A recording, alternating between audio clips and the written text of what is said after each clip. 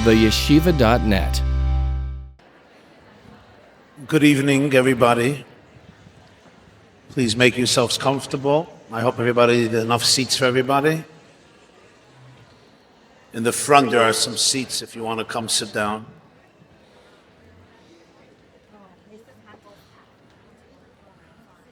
Thank you for closing the doors. Make yourselves comfortable. I want to welcome everybody who's here.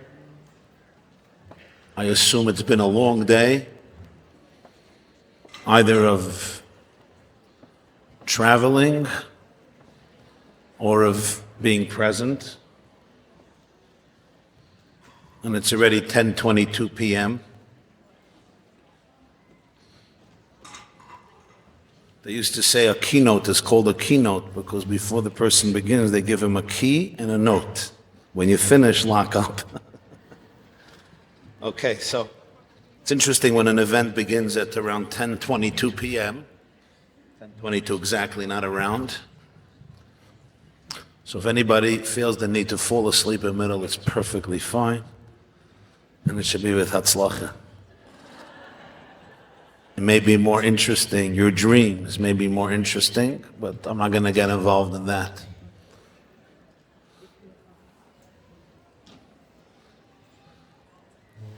Does everybody have a seat? Make yourselves comfortable, please.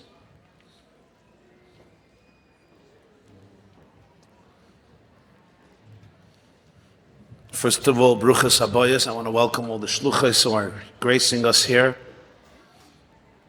And thank you to all the organizers and all the Shluchim Office and all of the women involved for the honor and the privilege and the invitation to address you this evening, called Shluchos Farbrengen. And I see that many questions already came in over the last few days. We're going to get to the questions, at least to many of them. And as was announced earlier, if anybody wants to send a question, so on the first page you have a text number, you could send the question there, or you could write it down on the last page here. There's a page for questions, and you could pass it here to the front table. Of course, you don't have to sign your name, and you can always ask for a friend too, for your best friend, your best friend. Okay. I also want to welcome two very special women who are also gracing us here this evening, my mother and my wife.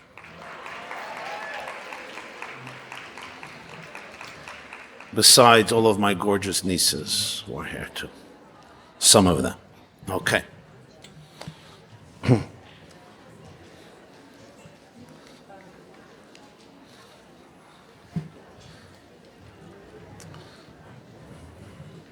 I felt that as we're getting together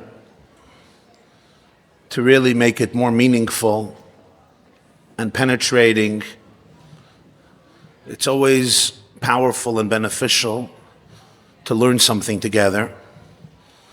And since essentially I see my primary role as a teacher, so I love teaching.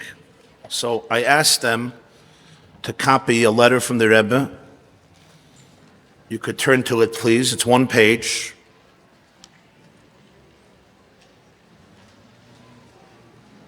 It's basically 4 paragraphs, so it's pretty short. But it's quite incredible to see what these 4 paragraphs contain. Why did I choose this letter of the Rebbe? So first of all, when I came across it years ago. I read it. I saw that he's saying something very big, but it didn't really resonate. I don't know what it was. A few weeks ago, I came across it, and I guess, we get a little older, maybe a little more mature, go around another few blocks. It touched me in a very profound way. And right there and then, they asked me to address it to Chabad Shluchos, and I thought, this would be amazing. Because it's 4 paragraphs, but it's a blueprint for so much of life. And so many dilemmas and struggles and challenges that people have with life. That's one reason. And then yesterday, when I was thinking again what to choose, I looked at the date of the letter. And I'm like, it's no brainer. The date of the letter, you'll see at the end of the letter, there's a date. You see the date? Yudalit Kislev, Tovshin Yud. Yudalit Kislev, as you know, is the anniversary of the Rebbe, whose Yom HaYelula yahrzeit we commemorate today, and the Rebbe. But then I looked at the years, Tovshin Yud. This was the last wedding anniversary of the Rebbe as just an ordinary husband and wife who could just be there for each other, like every husband and wife, hopefully. The next year, the Rebbetzin already was sharing her husband with the rest of the world and the rest of the Jewish people. The next year was already after Yud Shevat. It was Tovshin Yud Aleph. So it was the end of 1950. And a few weeks later, the Rebbe would officially assume the Nesias, the leadership of Chabad Chassidus, Yud Shevat Tovshin Yud Aleph. So it was just a date. It was very moving to me. It was like Tovshin Yud. Of course, when the Rebbe wrote this letter, it was just a few weeks before the histalkus of his father-in-law, of the Rebbe Rayatz, which would be Shabbos Parshas Yud Shevat in the morning, 10 to 8, as the Rebbe writes, Tovshin Yud. And this was literally a few weeks before this. Now, is the content of the letter connected to the Rebbe's anniversary, to a wedding? I think so. Maybe I'll try to say what I think about that. But since today is Chabad Shvat, and this is a letter from the anniversary of the Rebbe and the Rebbetzin, I felt it's extra appropriate. So let's jump right into it. And this segment, according to my plan, with God's grace, this segment is going to be 20 minutes. Bli neder be'ezer Hashem. I'm going to ask you to listen attentively, because this is very, very profound. It's extremely profound and intricate. And because I want to give it 20 minutes, I'm going to try to pack in as much as I can into these 20 minutes so that you can really get a picture of it. Afterwards, we're going to go to the second segment of it, which is the questions that have come in and the questions that will probably come in the next few minutes. The questions I see, some of them are very, very personal, and some of them are very challenging questions. And I'm happy that you trust me with these types of questions, because I guess that's the point, to ask real questions and not just, why is it so cold at every Kinnas Shluchos? Because you're in New York, that's why. Global warming has not reached New York City.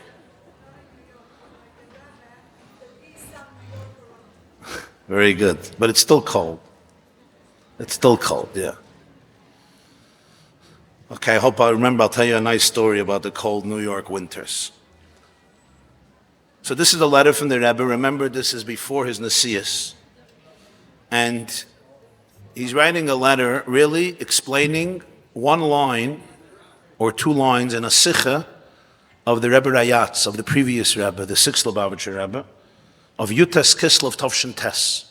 Yutas Kislev Tovshin Tes means Yutas Kislev, the end of 1948, the beginning of 1949, which means a year before this, because this is Yudalit Kislev Tovshin Yud, the end of 49, the beginning of 50, and this is a year earlier. And the Rebbe starts off, he says, Lahara is to demonstrate at kama v'kama yashladaya gam b'tevis shenidus na'kayfa lashon l'chazak ha'inyan.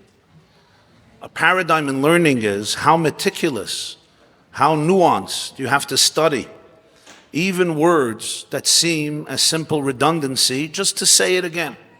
And anybody who communicates knows, I know this from a little experience, you repeat yourself. You just use different adjectives. There's a reason, because very few people, present company excluded, get it the first time. Either because they're ADHDing on you, or because everyone has their limitations. So you repeat things, that's just the way we do it. So the Rebbe negates that, and he says it's important to be medayik, to be so meticulous, even in words that would seem as simply kaifel. Kaifel means redundancies, and realize that if they were written or said by a person of stature, where every word is accounted for, there is profound meaning in that. And this is what he's going to demonstrate here. It's also very humbling, because when you read this, you read, wow, how many things do I read and learn that would I even imagine this type of depth? You'll see what I mean. In the beginning of the Sikha, the Farbrengen of Yutes Kislev Tovshin Tes. And this is, of course, a Farbrengen that is being held on the second floor of 770 Eastern Parkway by the previous Rebbe, by the Rebbe Rayatz. Again, it's Yutes Kislev the end of 1948. The Rebbe Rayatz opens up the Sikha. And this is what he says in Yiddish. He's going to say three statements, three sentences. The Rebbe is going to say, ostensibly, it seems like pure redundancy. He said exactly the same thing three times, just in different words. That's what it would seem like. And the Rebbe says, I'm going to share with you and teach you what he really said. The three sentences are a blueprint for three phases in life and three stages in every person's development, individually and collectively. So the Sikha Yutes Kislev Tovshin Tes begins, the Rebbe Rayatz, the father of the Balas HaHilula, says, Chassidus is a reintragen Seder in Bilti Seder. What is Chassidus? It's to introduce order into chaos. Seder means order, structure, cohesiveness, organization. Did I just repeat myself? I rest my case, and I did it for a reason. Bilti Seder means chaos, disorganized. Anybody relates to that? You don't have to raise your hand. Just inside. Whatever I say, just raise your hand inside. It doesn't have to be in public. It's fine. So he says, what's Chassidus? Chassidus is to bring order into chaos. Interesting definition. Next. Und machen von bli Seder a Seder. And to make from chaos order. So you heard what he said? Chassidus is to bring in, areintragen, chaos into order, and to transform chaos into order. And then the Rebbe Rayatz, the Friedrich Rebbe continues, Benusach acher. I want to say this now in a different way, in a different version. Machen a Seder in bli Seder. Create order inside of chaos. V'lechaire, says the Rebbe, this is the end of the quote. V'lechaire kol hanal hu kaifa la'inyan b'milas shaynes. Apparently, he just repeated himself three times using different adjectives. What's the difference between saying Chassidus is about introducing order into chaos, transforming chaos into order, creating order in chaos. You just said the same thing. Somehow you want to synthesize order and chaos. Got it. Say it once, I got it. And the third time, he says nusach acher. The first two are a seamless flow. You see that? The third one, he's like, I'm going to do it a little different. Why didn't he say that by the second time? I'm going to do it a little different. So the Rebbe takes this literally one line of a Sikha of the Rebbe Rayatz. And just that itself you could marvel on. And he dissects it. And he shows that each one of these three comments is saying something completely different, yet they're all building on each other. But 1 and 2 are still in the same wavelength and the same spectrum. It's only when you get to 3 where you're taking a quantum leap in a paradigm shift, and therefore you have to say, Nusach Acher, we're now going into a different version of life. V'yuvon, to explain this, behekdim, I'm going to give an introduction, and I want you to know, bekitzer nimritz, this presentation is going to be with tremendous conciseness and brevity. Kitzer means brief, nimritz means extraordinary brevity. In other words, sometimes you say something brief, and sometimes it's so brief that if you don't sit on every word for a couple of hours, you're going to miss the points. That's what he's saying. This is going to be so brief that listen to every word. Seder ubli seder zehu tikun v'tayo. I also want to say something else. If you don't understand everything I'm going to say, especially the first time, it's fine. I sat a very long time on this letter. So I don't expect it. It's profound stuff. I'm just telling you, it's profound. Seder ubli seder zehu tikun v'tayo. And I all know different people have different backgrounds, especially in terms of learning Chassidus. There are those of you who have learned with me over the internet for many, many years. So you'll recognize a lot of the concepts, and those who don't, who not. So it's just appreciate where you are, and it's fine. Whatever you get, you get. We're all works in progress. Seder ubli seder zehu tikkun v'tayu. Order and chaos originate in two worlds known as tayu and tikkun. Tikkun means order. Tikkun is correction, structure. Tayu is va'aretz haisa tayu v'vay, the beginning of Bereshis. Chaos. And suddenly here the Rebbe Rayatz is saying Yitas Kislev, which is Rosh Hashanah l'Chassidus, what Chassidus is. Chassidus is making peace between the parts of your life that are orderly and the parts of your life that are chaotic. And what we're going to learn here is every life is made up of two parts. The part that is structured and the part that freaks you out, frazzles you, throws you off balance, pulls the rug out of under your feet. It can be small stuff, right?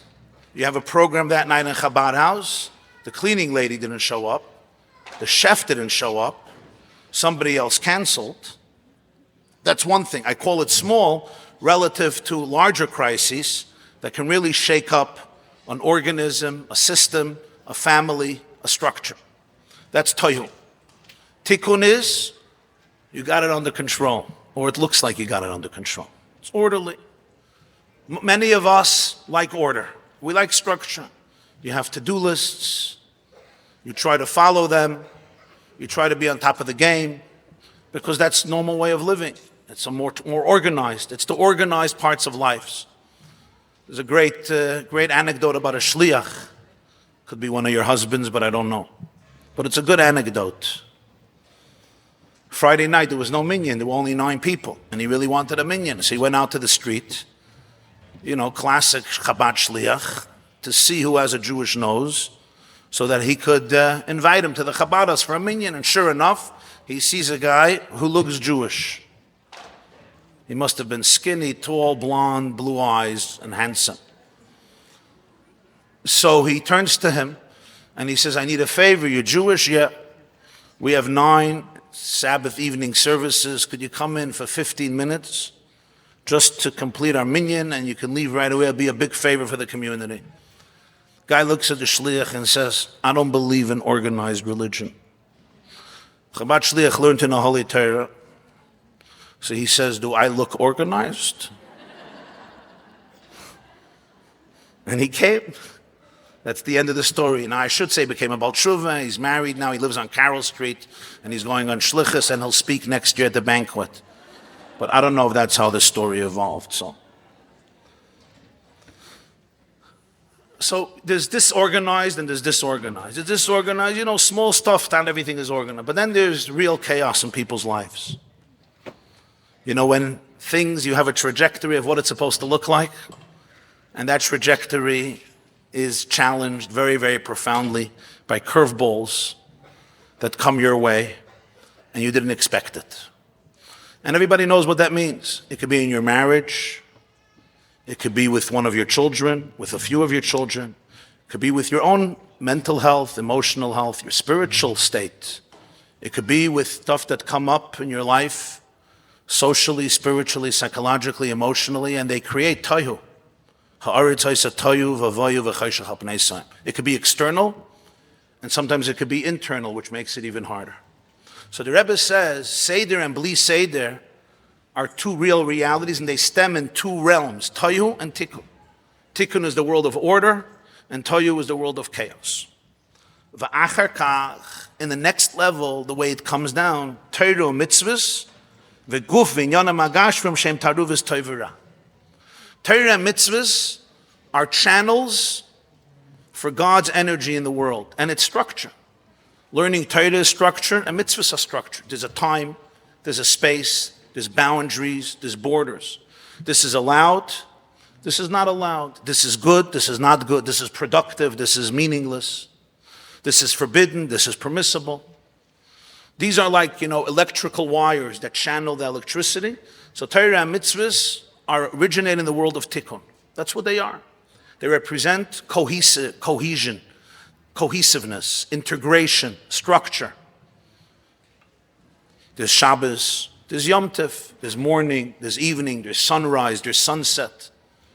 There's calendars, there's times of the month, there's tikkun.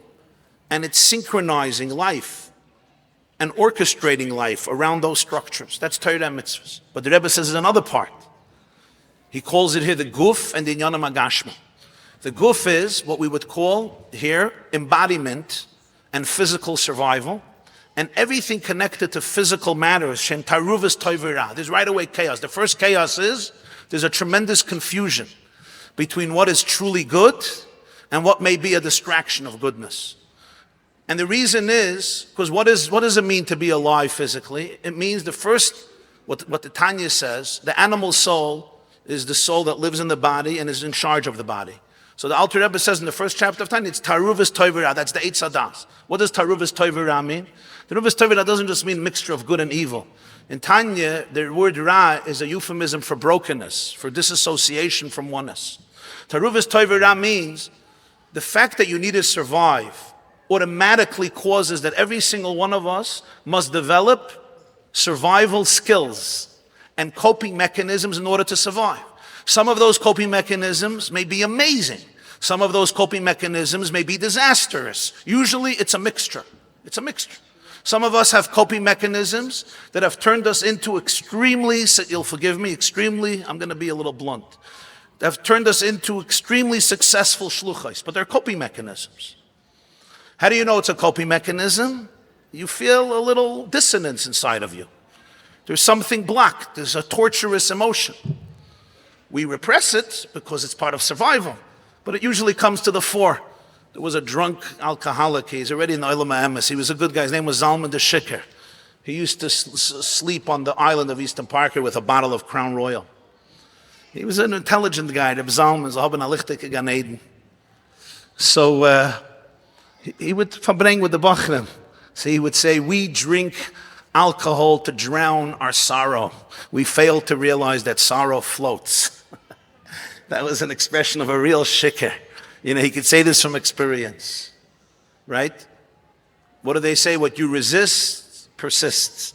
So what? Did I say it wrong? Okay, you get the point, whatever.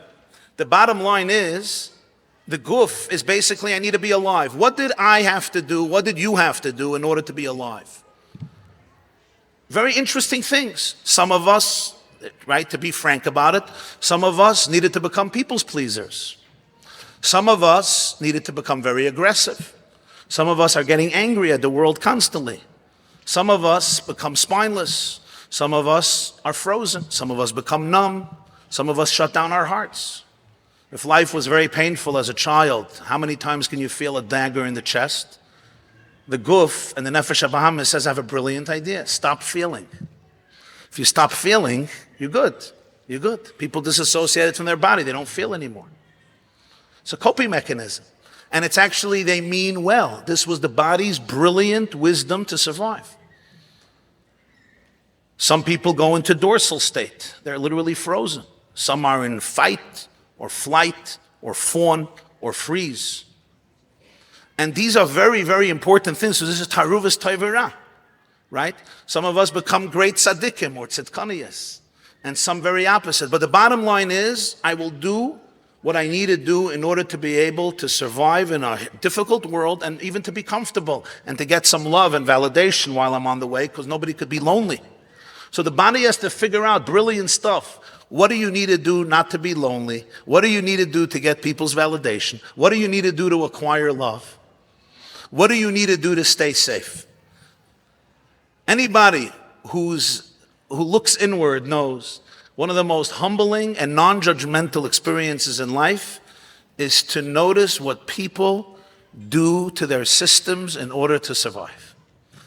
In Tanya chapter 1, the Alter Rebbe says, listen to this, all the midos, all the emotions, all the instincts and drives of the animal soul are purely based on survival.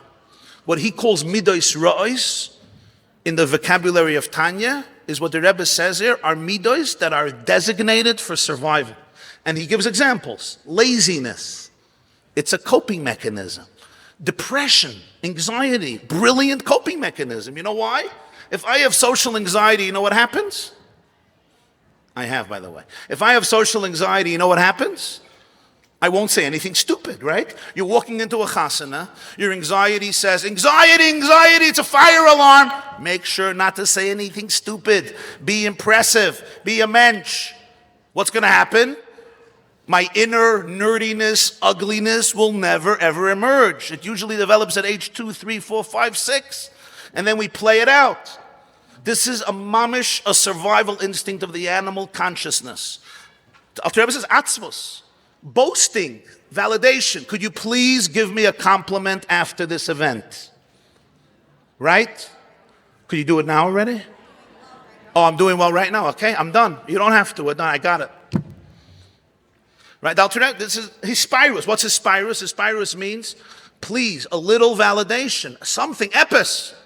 You made a big event. It was a beautiful Lag Baimer barbecue. Can at least one person come over and show appreciation? Not in my community. They're entitled. A Chabad Shluchos on campus once told me, a cousin of mine in Emory University, she told me that in the beginning, the first time she came, she was expecting thank you after Friday night dinner, right? I just cooked for 200 people. It was a delicious meal. Like, probably they'll get online to say thank you, right? There'll probably be like 90 students fighting for my attention. Who could say a bigger thank you? And of course, everybody will stay to clean up. She says, today I survived by expecting nothing. Expecting nothing, right? So the bottom line is, the Alter Rebbe says, I want validation. He speaks about anger. He speaks about arrogance. He speaks about gossip, slander, idle talk. These are all mechanisms because I am not living in flow, meaning I am not aligned with my divine oneness, which is absolutely whole and powerful and confident and perfect and joyful and present and serene and tranquil. Do you need more adjectives? And extremely, extremely has powerful clarity. I need to survive, so this taruv is there's also a lot of good things my animal soul has, you know? For example, it's so giving. It doesn't know how to say no. Isn't that amazing? I don't know how to say no. That's brilliant. The whole world says there was never a tzaddikus like you in history, at least since Sarah. Maybe Rivka, Rachel, Leah, but I mean, you're a valedictorian of Nashim Tzedkanias. I don't know how to say no. Right? And a lot of people benefit from that. Remember, from my dysfunction, people benefit. From your dysfunction, people benefit. You can't just dismiss it. This is what's called taruvus toiv vira. This is where there's toihu. Why is it called toihu? Because there's no clarity. Why is there no clarity? Because there's desperation. Because whenever I need to survive, I'm desperate.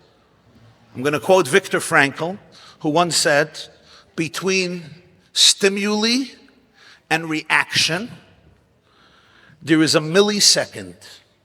In that millisecond, all human freedom lives. So that means it's 1 o'clock in the morning. You are exhausted, okay?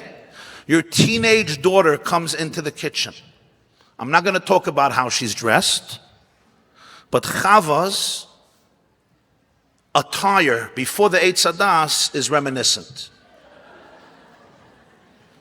She opens the refrigerator. She opens the refrigerator and says, Mommy, there's no food in the house. It's 1 in the morning. There's no food in the house. Now, I know your refrigerator is stocked for 3 years. For 3 years, you have food, especially you have another 4 refrigerators in the garage. Right? You already have cheesecakes for Shavuos, from last Shavuos, that are frozen. And you have your apple cake for Rosh Hashanah, the organized ones among you, not the Tayu ones, the Tikkun ones, right? Your Pesach was already done Chanukah, no? And you have latkes for next year's because you're not going to end up in the chaos of last year when he didn't deliver the latkes and everything flopped.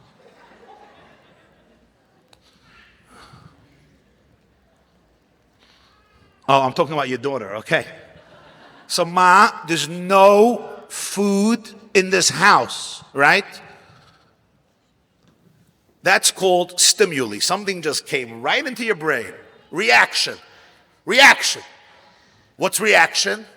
What an ungrateful 16-year-old, spoiled, narcissistic, self-centered, selfish, undisciplined, entitled brat. I have done everything for you since the day you were born. My bank account is clean and dry. My energy depleted. I am a walking corpse because of you. And all you can tell me at 1 o'clock in the morning is there's no food in the house when I stressed today for 3 hours thinking about what you're going to eat. From 7 to 10, I was thinking about your food. Reaction, right? But the truth is, that reaction, I get it. It's classic animal soul survival. Something was just triggered in me. I am working so hard for this girl. You are so ungrateful. You are so unappreciated. I feel so degraded. I get it. Wow. The animal soul needs to stand up for itself. Somebody needs to survive in this world with these teenagers that are going to kill you one by one. A slow, painful death. Somebody got to stand up for this woman. I get it. That's your animal soul's job. Get angry. Get aggressive. Shut down. Passive aggressive. Best thing, maybe you say, maybe you go to another house. There's other mothers. Down the block, you may find a wonderful, wonderful mother. Because I'm the worst mother who ever lived in this world. Take your father with you. Just joking. Joke. I don't know why this got such a laugh, but okay. I'm not your therapist. I will not psychoanalyze anybody. Certainly not 10:53 a.m. p.m. Huh?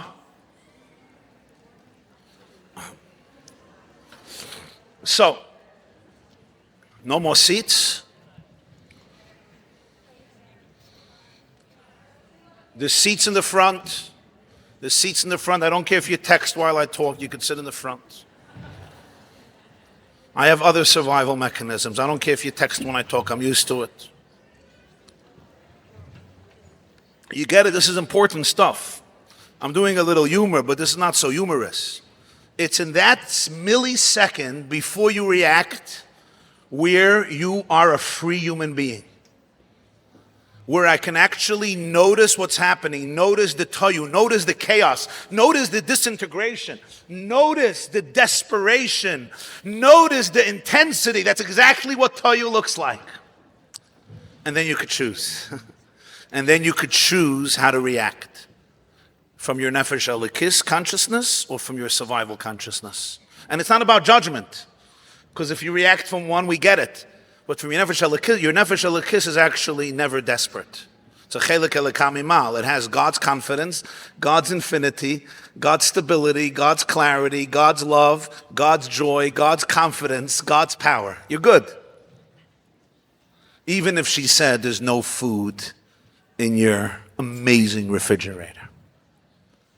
And you can actually tune in and say, what does this girl, who's obviously in pain, need to hear right now from her mother so she should be able to experience attachment? But you don't repress any part of your animal consciousness. There's no repression here. There's actually very acute awareness of everything that's going on. There's tohu, there's tikkun. Torah and mitzvahs are a channel of tikkun. The guf and the physical survival tools are all mixtures. They're mixtures. And there could be a lot of chaos. Chaos doesn't mean it's bad. Chaos just means there's a lot of desperation. It's right away. It's impulsive because it's about survival. If right now the fire chas v'shalom, if the fire alarm goes off and a tiger jumps in, right? All of your amygdalas, justifiably, will fire up. Danger, danger, danger. You will holler, you will start running. If I say, women, let's meditate. Close your eyes. Feel your feet on the ground. Feel the cheer. Feel the support, right? Breathe slow. You're like, Rabbi YY, you can do the meditation. We're out. And it's smart. There's a tiger in the room. When your daughter said that, there was a tiger in the room. There doesn't have to be a physical tiger. It brought back a memory of 4 years old when something was dangerous and difficult. Remember, the body remembers everything. Cellular memory is more genius than any computer in the world. It remembers everything. It keeps the score and it remembers everything. And that's what I'm responding from. So this is what Tohu looks like. It's very desperate. It's desperate. I have to survive. The Nefesh Elokis is never in survival mode. You know why? Because it exists. It doesn't have to survive. It exists essentially. Its existence is unconditional because it's a channel of the divine. It's a chelek elekamima. So here we're learning about Tohu and Tikkun, the way it's reflected in people's lives. Comes the Rebbe and says, now go to the next step. V'hidgish habal shemtiv ubir ze admur hazaken shavoid tzarich lis loy bederich siguf utchiyah kim bederich birur v'aliyah. Comes the Baal Shem Tov, and the Alter Rebbe explains it, that the way you work with these two parts of yourself is not through repression and pushing things away. It's only through sublimation and birur. Birur means refining it, working with it, sublimating it.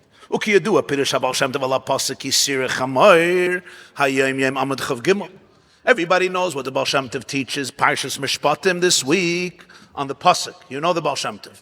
When you see the donkey of your enemy crouching under its burden and you don't want to help it, it's wrong. You should go help the donkey, says the Baal Shem Tov. Chamoir is the same letters like chaymer, which means your material existence, your animal consciousness that vivifies your physical body. And you see that it's your enemy. It's the enemy of your soul. It's apathetic, it's cold, it's indifferent, it's depressed, it's blah, it's anxious, it's angry, it's jealous, it's hateful, it's uninterested, whatever the adjectives are. It's your enemy. Not only that, it's crouching under its burden. God gave it a burden, the Rebbe gave it a shlichus, and the donkey is like, ich will nicht. I don't want, I'm done. We're going to Kazamel for a month. You have a burden, you have an achrayas, lahavi l'maisa Mashiach, you behema, you chamar, you donkey. So what's the natural reaction? So much guilt and shame. Wow, look at this horrific chamar, literally a donkey. And I'm not going to use the other word in English for a donkey. Don't help the donkey. This donkey, you don't talk to. Teach it a lesson. Whip it, repress it, suppress it.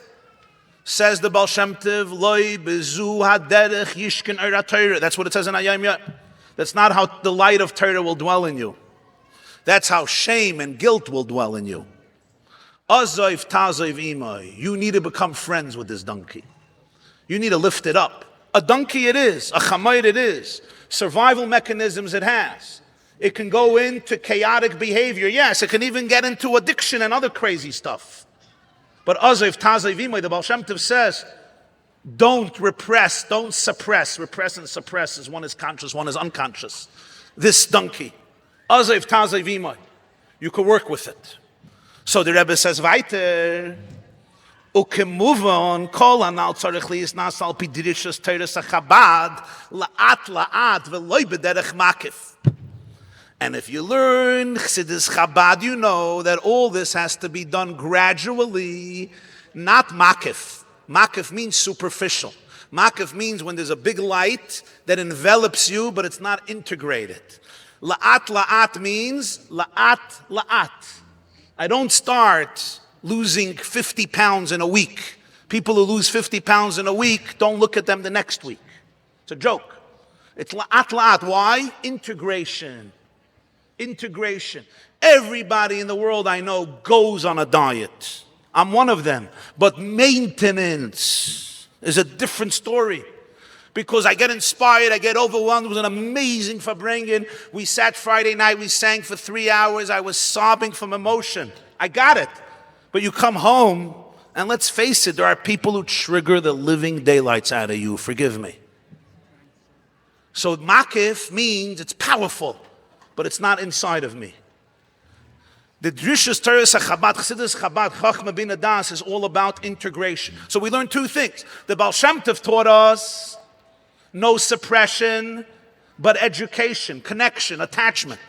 The Alter Rebbe taught us you got to work it through your system, not overwhelm and flood your system. Not makiv, but pnimi. That's what a pnimi is. It's integrated, it's real, it's authentic. Tell you a gewaldige Meise. Reb Mendel Futterfass story. He was one, and it starts the other way. There was a vision at Chassid. Just the difference of makif and pnimi. There's a vision at Chassid. And he had to take his wife to the hospital Friday afternoon in Israel for Friday morning for a very a common procedure that was supposed to be short. There were complications. And after a few hours, the doctors came out and they told him she has to stay here for Shabbos. It's a serious situation. So he didn't want to leave her. He was stuck there, and he didn't expect to be there for Shabbos. So it was very difficult for him. So Vishnu Chassid, he lives with a community. Friday afternoon he goes to the mikveh, and he goes to shul, and they dance, and l'chadaydi. You know, it's a whole. He's not on shlichus somewhere in Japan or in Peru. He's in a community in Bnei Brak in Vishnitz. So before Shabbos, he was walking around in the corridor depressed. He was just anxious. And he sees in one of the rooms an old Jew with a long white beard. So he walks in to say Shalom Aleichem. So the Jew had very wise eyes. He was a smart man. He says, you look very depressed. What's bothering you? So he says, my wife got stuck here for Shabbos. He says, she's all right? She's all right. So he says, so what are you so upset? So I'm upset. He says, I don't have Shabbos. It's not Shabbos. No Shabbos. First of all, I don't have my shtreimel. I have my regular hat. I don't have my clothes of Shabbos. I don't have my family. I don't have my Shabbos food. I don't have the shul. I don't have the mikveh. I don't have the l'chadoidi, the vishnitz tanzta. I have nothing. It's not Shabbos. The man looks at him and says, Rebbe Yid, let me tell you something. I have spent 10 years in Siberia. When Friday evening came and the sun set, it's not only I didn't have a mikveh and I didn't have my family. I had nothing. I didn't even have a siddur. I didn't have food. I had nothing. And then he turns to him and he says, but as I saw the sun set, he said, "Sie gewinnt Shabbos auf der Welt." It was Shabbos on the world. This was Reb Mendel Futterfass telling the vision of Chassid in the hospital. That's the difference of pnimius and not pnimius. Pnimius means this was his thing. It wasn't part of an environment. It was integrated. Right? Lech lecha, the Rebbe used to say, when you go away, on shlichus, things have to become lecha. They have to be worked out. I can't rely anymore on the atmosphere. I am the atmosphere. So here we see the second point, integration. So you saw what the Rebbe did here. First of all, he said Seder and Bli Seder is Toyo and Tikkun. On the next level, it's Torah and mitzvahs versus the guf and physical reality, which is Taruvas, Toivera, Mixed Toivera. Next point was the Baal Shem Tov teaches, sublimate, don't push away. Next point, integration, not just flying away in momentary inspiration, even if it's transcendent and amazing. Comes the Rebbe and says, now come back to the Sikha, and you'll see three phases. What do you do with all of the survival mechanisms in our life that can create chaos? Moments that I'm not in flow with the energy. It could be from blindness to frustration, from anger to disassociation, from tremendous pain and angst from things happening in my life, disappointment, abandonment, I feel even gypped, whatever it is. But these are moments I'm certainly not in flow. I can't sing at those moments, Va'ani eftach bach, and feel it viscerally in my body. So the Frierdiker Rebbe says, let me tell you what Chassidus is. And he says three things. Three things. V'zui hayra b'sichanal hadarges ba'avoid al pi Chassidus. So the Rebbe Rayatz was telling us in the Sikha, the levels of avodah according to Chassidus. What does it look like to be a worked out human being who lives with Chassidus? What does it look like? Who's the poster girl or the poster boy for not preaching Chassidus, pontificating Chassidus, teaching chassidus, but actually embodying it, living it, breathing it energetically. 3 stages. Why is it so important to know there's 3? Because you're not getting to 3 without 2. You're not getting to 2 without 1. And even in step 1, you're already quite ahead of the game, even before 2 and 3. So let's remember what the 3 things said in the Sikha. You remember the 3 things? Number 1, bring in order into chaos. Number 2, transform chaos into order. Another version, make order inside of chaos. What? Aleph. Reintragen Seder in Bli Seder. Can you introduce order into the chaos? What does that look like? In the beginning of work, your chaos and your order remain 2 distinct entities. But you know what? You can recognize them as 2 distinct entities. That's a tremendous step. You could say, oh wow, hello Tohu. Hello animal consciousness. Welcome. You're here. Give me a hug. A hug? The world is falling apart. You're going to lose your whole family. This shlichus is ridiculous. Hello. Hello. Wow, it's scary. It's scary. Identifying, putting a label. Wow. Survival tools. Oh, wow. And remember, the survival part doesn't call itself survival. It calls itself reality. That's how it survives. It doesn't survive by saying, by the way, I'm just your animal external consciousness that's creating a shell reality, and I'm not so real, and I'm just here really to allow your divine soul to flex its muscles and to help you reach the places you got to reach. No. There's a tiger in the room, and it's going to maul you very, very fast if I don't take control. And all of its defenders and protectors will do anything to control the situation. So the first step is, the Rebbe says, Beis Dvarim Nifradim. These are 2 separate realities. They haven't yet converged. But you could see the 2 realities. That's powerful. Ela shamamshich gilui nefesh elakiz b'nefesh habahamis v'nefesh habahamis shoisek. Wow. You actually introduce a revelation of the divine soul in the animal soul, and the animal soul doesn't run to the hills, doesn't run for the hills. It actually remains silent.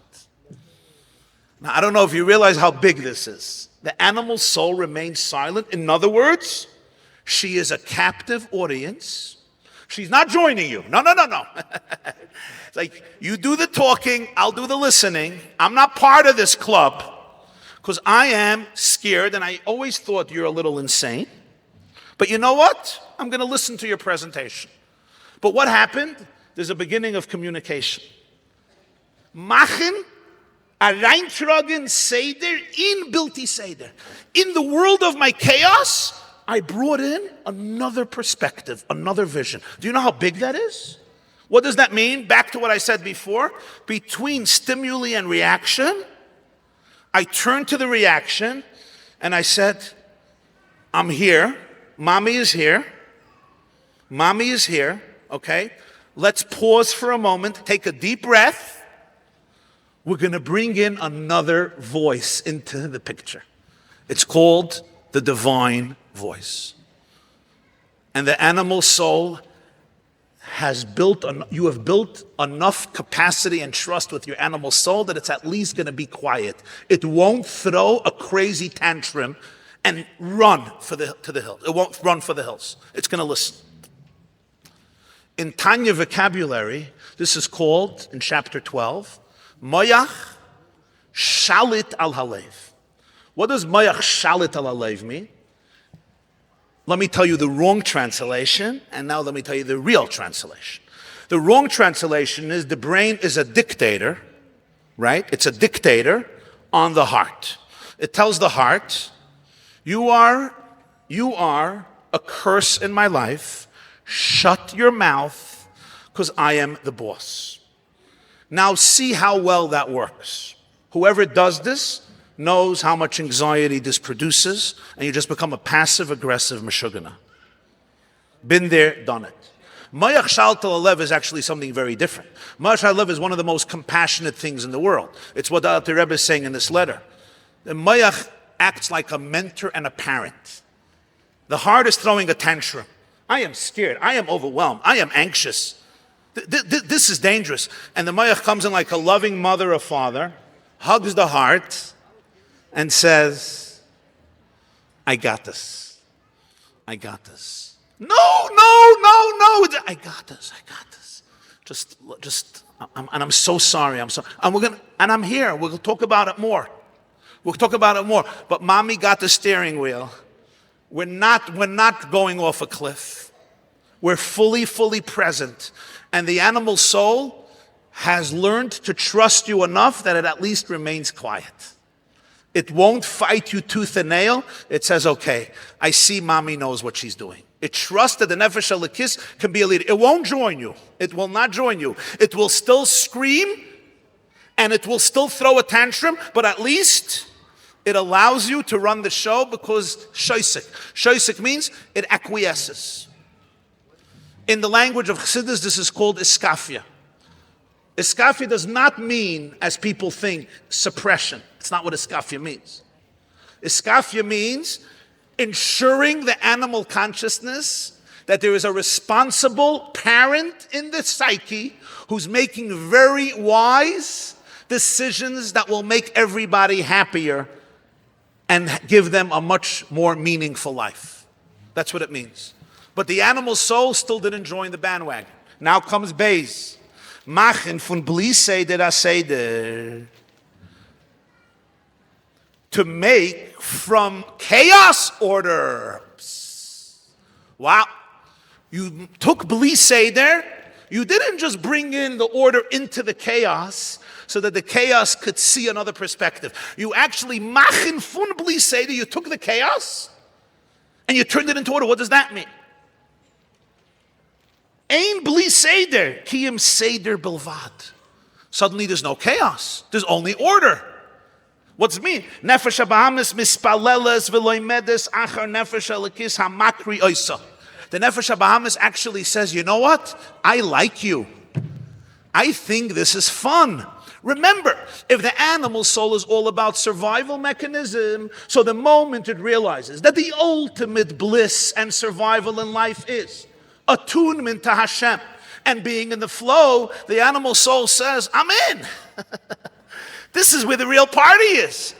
Why should I go torture myself with things that are going to be empty, shallow, cause me more anxiety, pursue validation, pursue anxiety and fear, which will just cause me to constantly be detached from my own authentic life force and energy? I like this.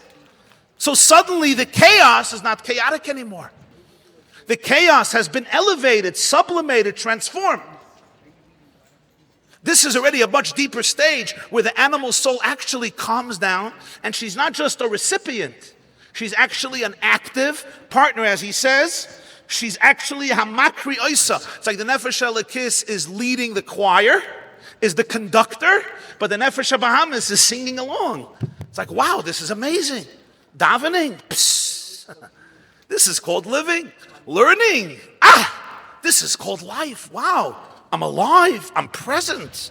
I can actually be present with my children. I can be present with my friends. I could feel other people's heartbeats. I don't have to control. I could be vulnerable. I could be here. Va'ani eftach bach viscerally.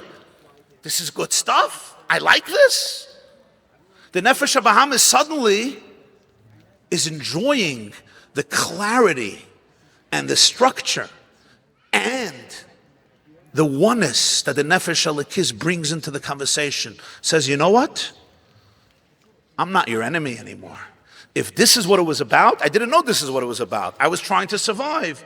I see you're not irresponsible. On the contrary, she's in. So now you're going to ask me, what could be the third level?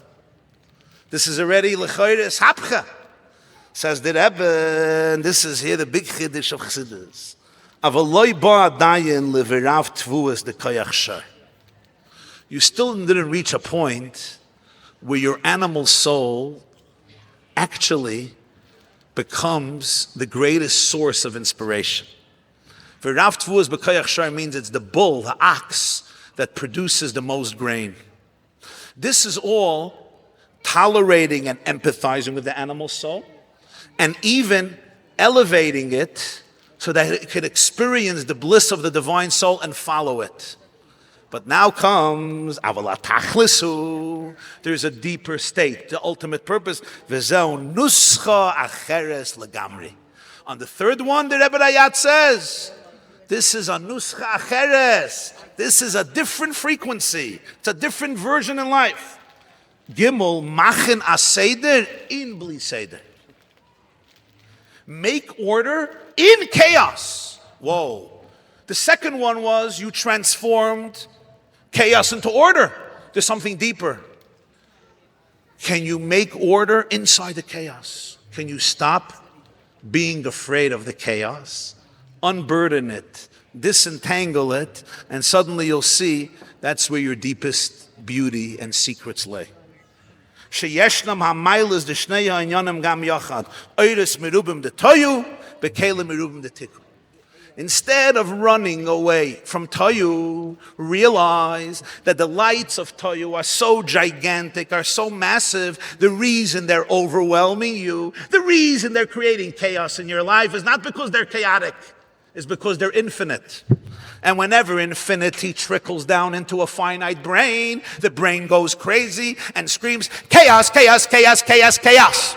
So the second level, you're transforming the chaos into order because the Nefesh HaBahamis is enthralled by the Nefesh HaBahamis and by the Nefesh HaLekis. The third level, machen aseder in bli seder. Don't take chaos and turn it into order. No.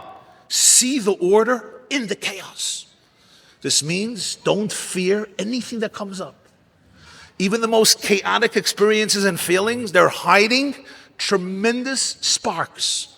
Your deepest secrets are hidden under those shells, under those husks. The only way I will uncover them is if I can actually not only empathize with my chaos, but actually realize that every single part of the self could be worked through to the point that at its core you're going to find your greatest light, but it's your infinite light that you couldn't tolerate. And because you couldn't tolerate it, you gave it a word. Do you know what the word was?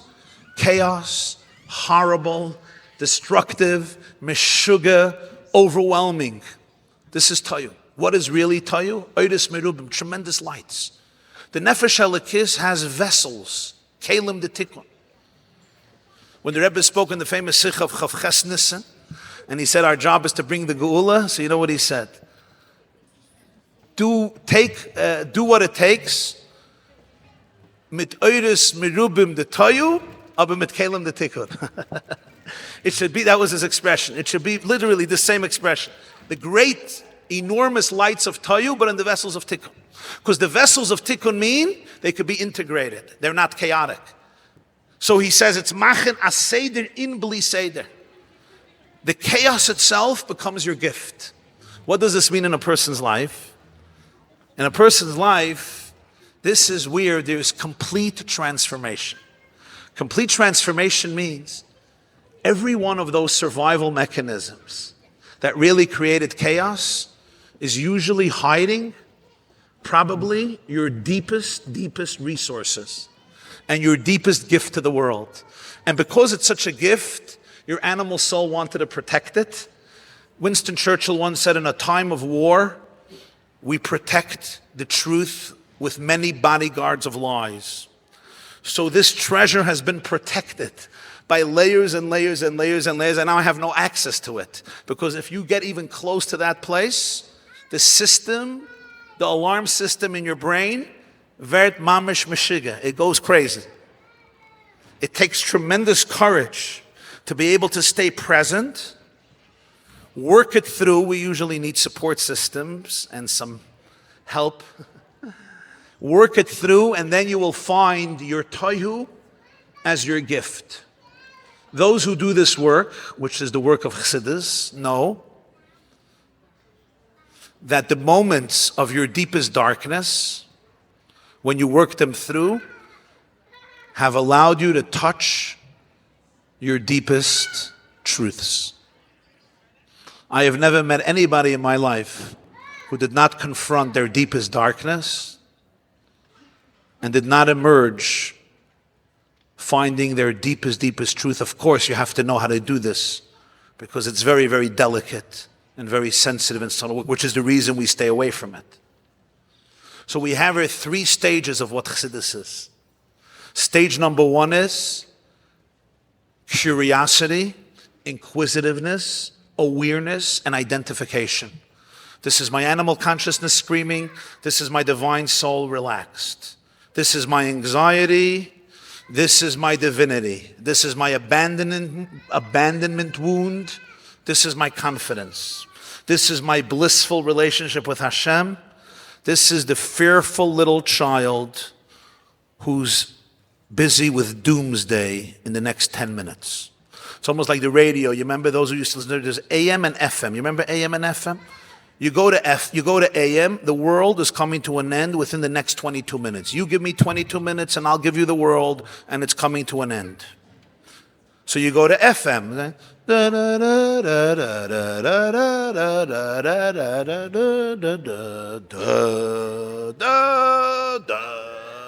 So you go, it's boring, you go back to AM. Right? We're about to be disintegrated, it's all over. Either it's from the politicians or it's from a star that's exploding, but the bottom line is, it's all over. So you go back to FM. Right? And it's like AM, FM, there's really different channels. And you could like see that, you could see that in your psyche, tayu tikkun. And the first level is, but they're talking to each other. That's big. And the Nefesh Abamis could be quiet. You build trust. The audience is quiet. They don't agree with you. They don't join you. The second level in Chassidus is you went much deeper to the point that the Nefesh Abamis experiences the bliss of the divine soul. It experiences energetically. So it lets go. It literally lets go. It joins the dance. The third level in Chassidus is, the third level in Avodah is, it's actually all of the chaos becomes your greatest blessing. You retroactively transform every moment of chaos into your greatest resource and blessing, because as you will see, those are the Eiris Merubim Detayu, but they have to be integrated B'Kelim D'Tikkun. And that's the whole avoid of Chassidus.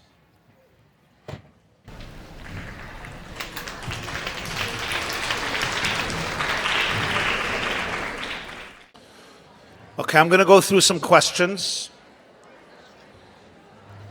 Since I want you all to get a good night's sleep, so I'm going to go for 35 minutes till 12 o'clock. Be'ezer Hashem B'li Neder, and we'll call it the beginning of the night, and then you'll go to the amazing Farbrengens or whatever is on schedule at 2 o'clock a.m. Okay. Question number 1.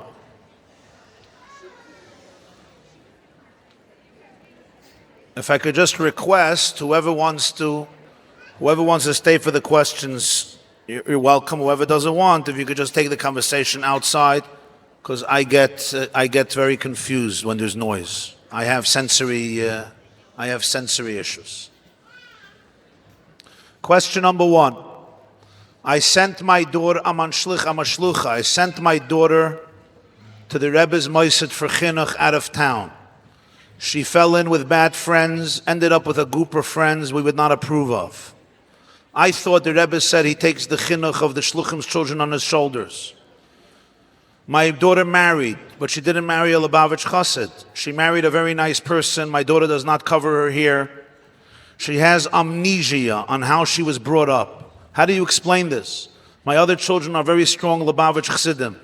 How am I supposed to deal with my daughter who seems to have a very big void? And how do you explain this?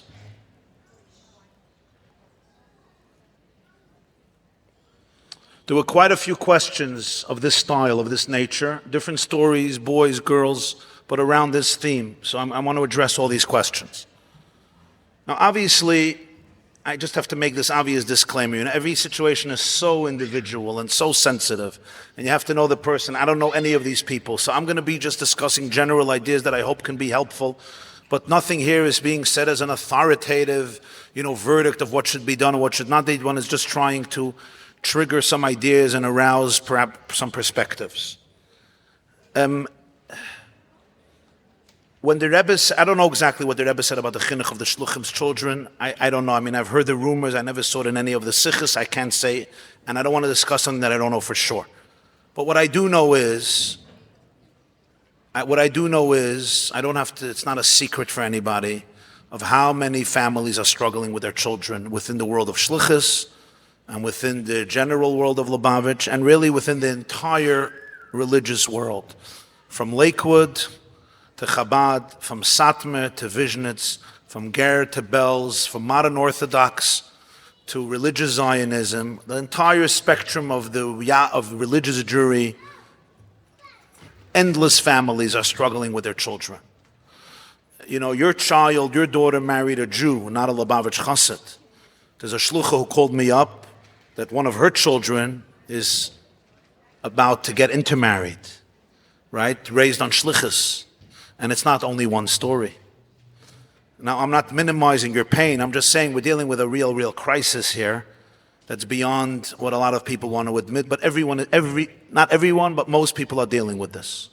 And if it's not with their own children, it's with their nephews or their nieces or their cousins or their siblings or their uncles or their aunts or their best friend's child or your classmate or your neighbor. I mean, everyone is dealing with it. And it's sometimes heartbreaking because you have a shlucha who made 50 Bali Tshuva or 100 Bali Tshuva. There's 30 families who are Shomer Shabbos just because of you, and your own daughter and son don't keep Shabbos. You have introduced hundreds or dozens of women to tznius and to kashrus, and caused them to send their kids to Jewish schools. And then your own children are like, Tati and Mommy, this life was maybe good for you. Have a good day, I've chosen something else. The first thing is you have to acknowledge the pain of that. There's grief. Every mother has dreams how she wants her children to be. You had Mesiras Nefesh. You have Mesiras Nefesh for your children. I don't have to elaborate to Jewish mothers that they have Mesiras Nefesh for their children. And then suddenly your daughter comes here and says, I'm not even going to marry a Chabad Chassid. I'm not even going to cover my hair. You know what it says in Zohar about covering the hair. You know the letters about covering the hair. You know how hard it is for you to cover the hair, especially Florida, July. You know how much work it is. Much worse than my fedora Chicago hat. And you sacrifice for all these things. And for Chalav Yisrael, and here there's someone, forget Chalav Yisrael, Mela, even things, whatever. Chalav Yisrael is also a big thing, but I'm saying, first of all, there's pain. And as we just learned, never repress pain, it doesn't help. There's grief work. It literally requires you to grieve the child you dreamt of, turning out in a certain way, and life didn't turn out the way you wanted it to be. And that's sad, it's painful. And you need a good support system of people who you can relate to and speak to about these things. That's number one. That's the basis. But there's a number two. And it's not a but, it's and there's a number two. And that is, and I'm going to say this, since I want to get to more questions, I'm going to say this very, very poignantly. And whoever knows me here knows this is not said with even an iota of judgmentalism, because I know this parsha very, very well. From personal experience and from my journeys around the world and from my dealing with thousands of people. So this is not said with any judgmentalism. This is said from a lot of internal work, even if it sounds sharp. And that is as follows. We must reach a space where we graduate our spiritual egos.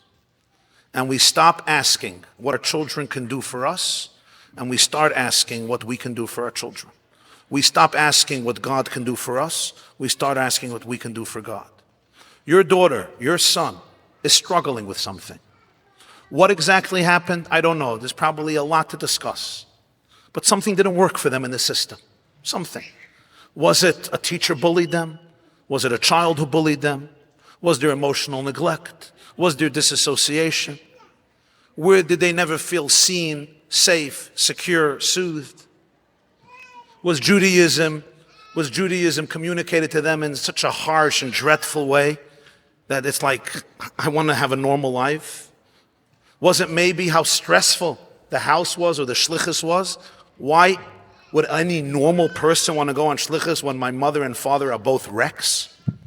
And their marriage is anyway, and she's not blaming her father's trauma, she's blaming the Rebbe. What does she know? She blames God, she blames the Rebbe, she blames halacha, she blames the shaitel, she blames the mikveh, she blames everything else. What she knows what her mother went through as a child. She knows what trauma her mother has. She knows how unevolved her mother is. What does she know?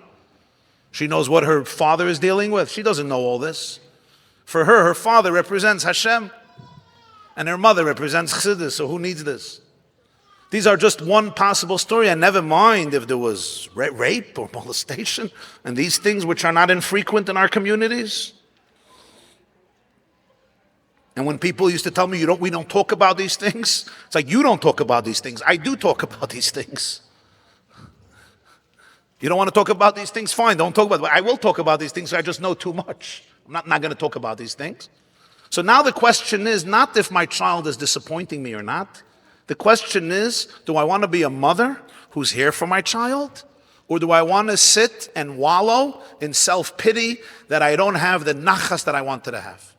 So I'm going to tell you that the purpose of life is to let go of our spiritual egos and ask not what God can do for me, but ask what I can do for Hashem. And first and foremost, it's with each of your children and each of my children. The biggest question in life is this girl who married a non-Chabad chassid and who's not covering her hair, what do you think she needs from her mother? My hunch is she needs a mother who loves her, who believes in her, who enjoys her, who is attached to her, and who will continuously provide emotional safety. My suggestion to you is go out with your daughter and do things that she enjoys, even if it's below your standard. Not because you don't have Yireh Shamayim, but because you have real Yireh Shamayim. And you ask not how I could conform to the system, but you ask one question and one question only. What does Hashem really want from me? Unfortunately, social conformity is a form of idolatry. And you'll forgive me that even in the religious community, we sometimes serve idols. We just have different names. It's called Sepasnisht, Shidduchim. What's this one going to say? What's that one going to say? It's our family. Forgive me, I call it idolatry. You're not serving God. You're serving the community. You're serving your ego. You're serving your insecurity. You want to make sure that people who couldn't care less about your daughter say nice things about you. It's a joke. Stop living in a bubble. Be real, be authentic, grieve the death of your dreams, and then wake up, breathe, drink an iced coffee, okay?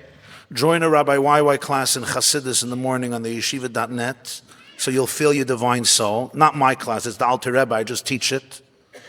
And then call up your daughter and say, let's have fun today. Let's go on a hike. It's also good for you to go on a hike anyway. It's good for you. That's my humble suggestion to you.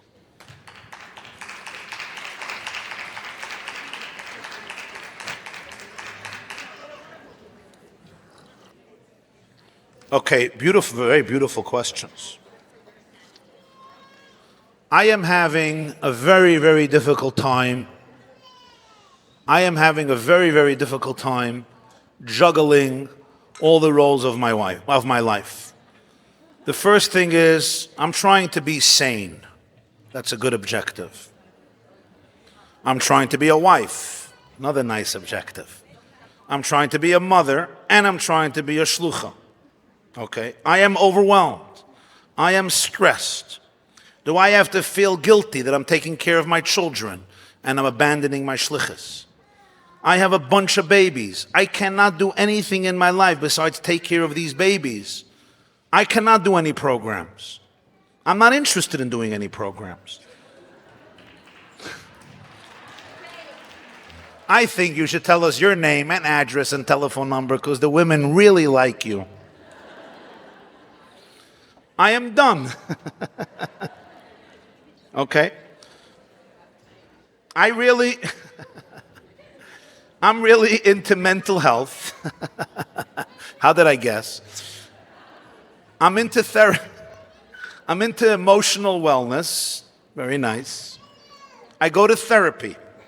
But I also feel guilty because my therapist tells me, relax, don't feel guilty, spend time with yourself. Yiddishkeit tells me, pressure, do more, change the world. So I feel guilty spending time with myself. Does she get an applause? Just for the honesty,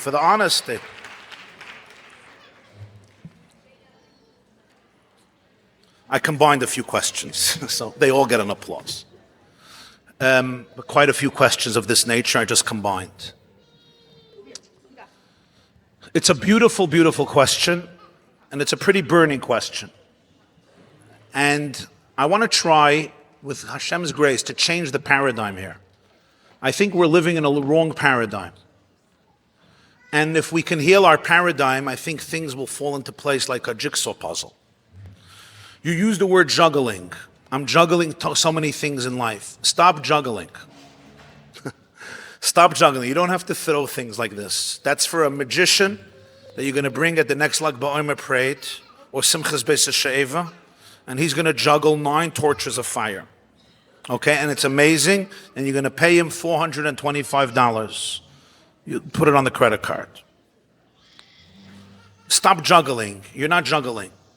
And this whole contradiction, do I stay home with my kids or am I a shlucha? I believe that this is a complete distortion of what shlichus is. What does shlichus look like? Shlichus means one thing, serving Hashem. That's all shlichus means. Serving Hashem with the tools I have right now in the way Hashem wants me to show up right now. If you are a mother of little children and they're being raised by nannies all day and all night, I'm not sure this is what God wants from you. Today we know that attachment of infants and mothers and fathers is not just vital, it's the most critical component in forming healthy human beings who will be able to have healthy marriages, self-esteem, develop good relationships. To leave that to other people and be proud of myself, that I'm in the Chabad house doing another challah baking, another Mommy and Me program, which is all amazing and incredible, and God bless all these programs, at the expense because I feel guilty being with my children, I think is a complete misunderstanding of the whole reality of shlichus. Shlichus is not a model, a box that you fit into and you're betraying it. Shlichus means you're a shliach of Hashem. Shluchai shel Adam kamaisai. The first thing of being a shliach of Hashem is asking, what does my Meshaleach, the one who sent me, want from me right now? The same is true with the contradiction between self-care and giving to others. This pitting these two worlds against each other is a complete misunderstanding of what it's about. We don't give others information. We give others our truth. If you're not internalizing these truths, if you're a wreck, if you're not regulated, if your nervous system is not regulated, trust me, all the Chassidus and all the Torah and all the classes and all the bakings and all the experiences that you're teaching are skin deep. They're skin deep. You can only bring people to where you bring yourself. You will only inspire people to the point that you inspire yourself. Of course, we can all do shows and we can all be mouthpieces. I know. I've been teaching for many, many years. At some stage in my life, I made a transformation because I realized that there were times that I was teaching and I wasn't energetically connected to what I was teaching. And I came home and I felt tortured. And I was waiting for the validation of the audience to give me a good feeling. And at some point, I'm like, I'm done. I'm finished, done. We will only change people to the extent that we're ready to change ourselves. So this whole contradiction, do I sit on my couch and relax and breathe and exercise and take a walk and journal and dance and play Monopoly with my children and bake healthy muffins with maple syrup and no carbs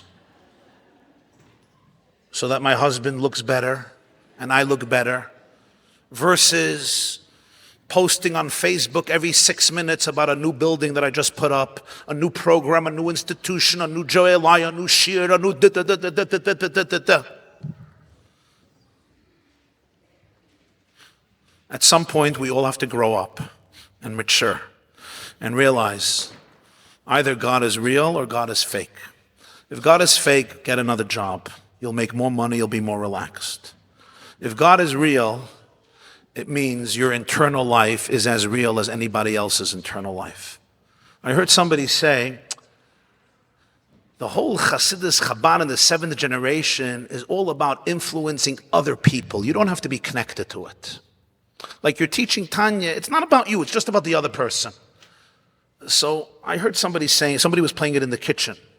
So I asked my wife, I said, Esther, you have an interesting question.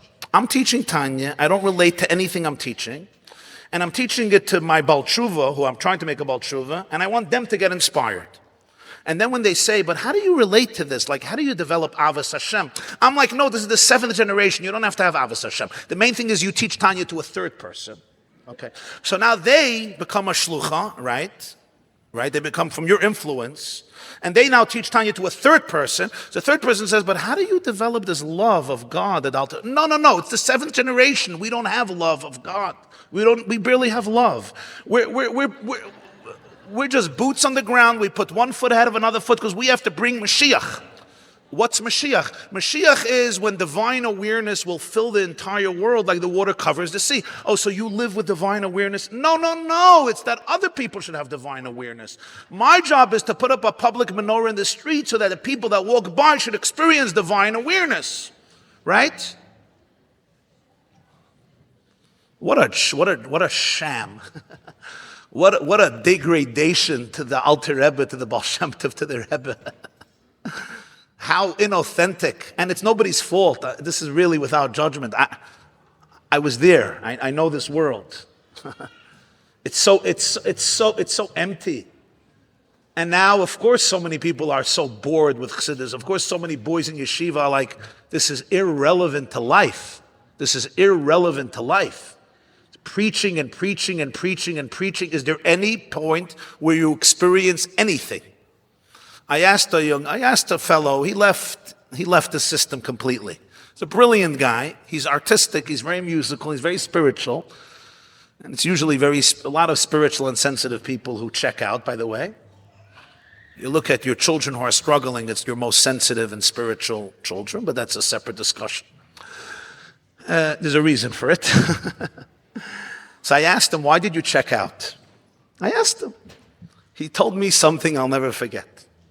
He said, because my experience in yeshiva was, we're all studying a Neshei Chabad purple recipe book. You know those recipe books? Okay. We study recipes by heart. Okay. So if you want to make a potato kugel, you take potato and you take salt and all the ingredients is, you want to make muffins, you do it this way. You want to make donuts, you do it this way. You want to make whatever, etc., etc. And now is a question, you need baking soda. What if there's no baking soda? So here there's a machlokes Rashi Tosfos.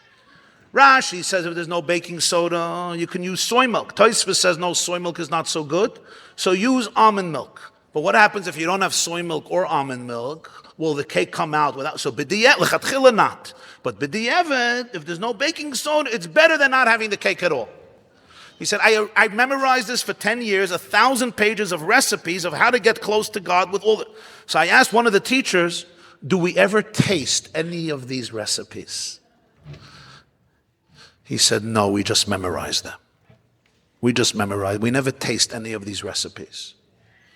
This whole idea that shlichus versus inner work, and the question is which one I focus on, I think is based on a very, very flawed paradigm. That inner work and outer work are somehow disconnected when they're really, in the world of godliness, it's literally one and the same. No, don't be embarrassed and ashamed that you're trying to be a better person, a better wife, a better mother, sane, happy, and joyfully present. In fact, I will tell you, when you engage in your shlichus from a place of joyful presence, your influence and impact will be quadrupled. Not 3 times, 4 times, 5 times, 6 times, hundreds of times. Your powerful energy will touch people in their deepest core.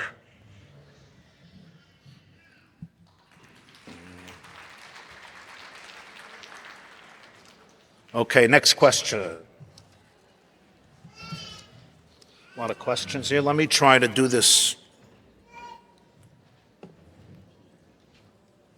I noticed the use of a lot of popular modern psychology terms to explain this mimer. I notice you're using a lot of popular modern, you can hear me? A lot of popular psychology terms to explain this mimer. I'm curious.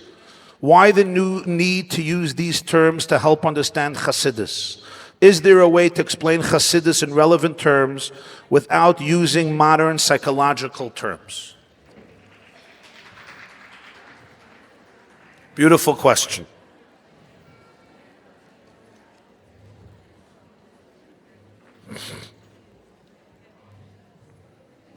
The answer to that is, I'm sure there's amazing ways to explain Chassidus without using modern psychological terms. The challenge I have as a teacher for myself and others is, I've learned Chassidus for many, many, many years with teachers, and the classes were more irrelevant as they progressed. Half of my class was asleep. Half of my class in yeshiva was asleep. The other half was daydreaming. 3 people were listening. I was one of them. And it was painful of how irrelevant it was. And when I once told one of the teachers, it would be amazing if every lesson should show us how it changes your life internally. And he looked at me like I was crazy. I called a teacher in a yeshiva and I said, show these teenage boys are struggling. I know them.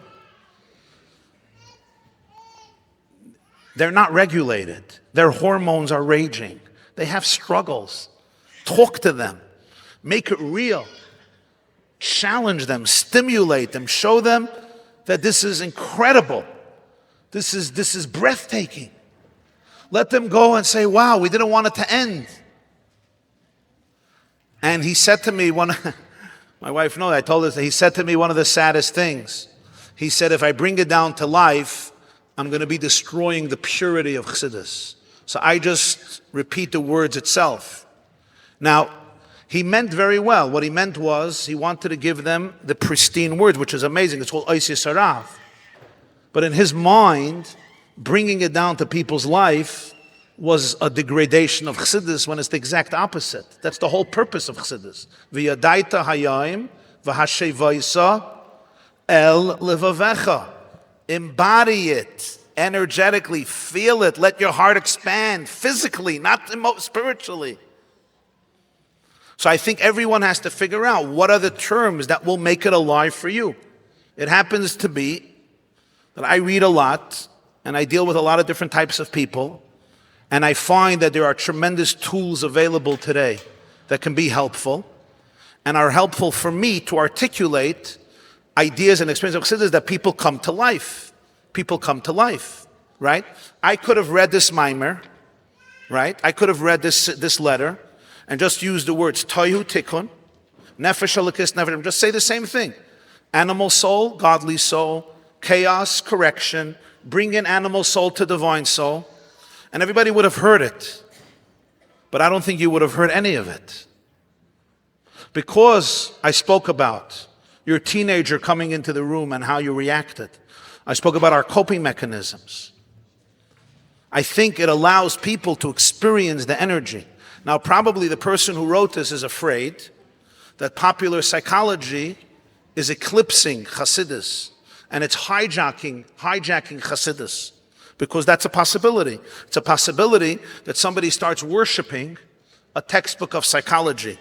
That's why it's very, very important to always go back to the source. When you have Chassidus as your paradigm, you see, what does the Alter Rebbe say in Tanya? What is he teaching us?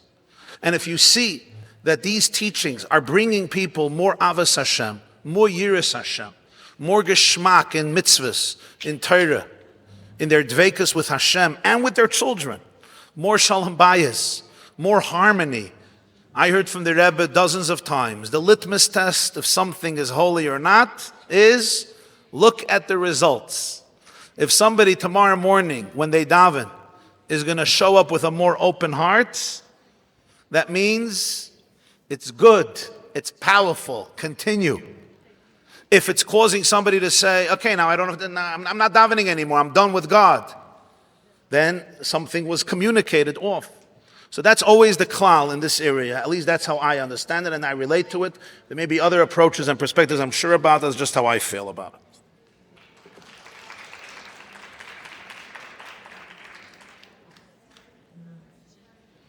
I would love to hear the Nefesh HaBahamah's voice, not just as the overly emotionally unregulated, hot-tempered, self-conscious, animalistic voice, but also as the gashmias, materialistic, superficial pressure to have these materialistic things. Things have to look a certain way. Third-generation Americans who are more entrenched in modern culture and glamour and the like. Is this not Nefesh HaBahamah's? Excellent question. Beautiful. Beautiful. And the answer is, the Nefesh HaBahamah's operates in a very, very wide spectrum. What I was trying to define is its core. How it expresses itself? Yeah, it expresses itself sometimes in the feeling that if I only have this new house or this new car or this new dress or this new physical materialistic tzatzke, I'm going to be happy, of course.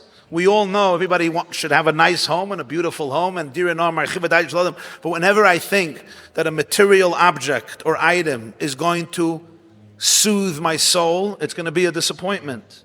And that's very, very true. So one really has to know it's all the coping mechanisms that the animal soul develops and its cravings and its addictions and its dependency and its anxieties and its dysregulation. And sometimes the deepest form of dysregulation, again, you know what I think a lot of us are doing? We're constantly seeing things as contradictions. It's like, is the Nefesh HaBahamah's, wanting gashmias, or is the Nefesh HaBahamah's dysregulation? It's like the old Nefesh HaBahamah's was very clear. You want gashmias? Bad. Dysregulation? Oh, it's almost Hasidish to be dysregulated. I hate to break it to you. These contradictions are gullus. They're trauma-based Judaism. Real redemptive Judaism is when you're in the space of God, you are completely regulated. And then Gashmias is always a tool to serve Hashem. This whole contradiction of like, the old Chassidus is like, the Nefesh HaBahamah is, iskaf, you don't eat what's on the plate, which is a good thing, by the way, for me, which is a major thing. And the new Nefesh HaBahamah is like, I'm not calm. I'm anxious.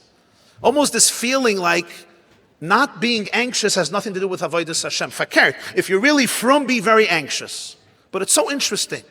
I don't remember one sikha of the Rebbe, where the Rebbe, I don't have to tell you about the Rebbe's urgency to change the world and bring Mashiach, but he always finished with the same words.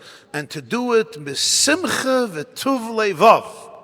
To do it with joy and gladness of heart. And a shlucha once asked me, the sikha made me so anxious, especially when he says, do it with joy. Like, what, I should do my anxiety with joy? Like, Mashiach didn't come tonight because of you, and because of you. And if you would have done one more project, Mashiach would have come. So now go, and I don't care if you're exhausted. You're like, yeah. Like somebody once told me, the definition of a Jew is that you feel guilty. And if you don't, you blame yourself. There's one Jew I know who doesn't feel guilty. He lives in New Zealand and he's in therapy for many, many years. Why he doesn't feel guilty.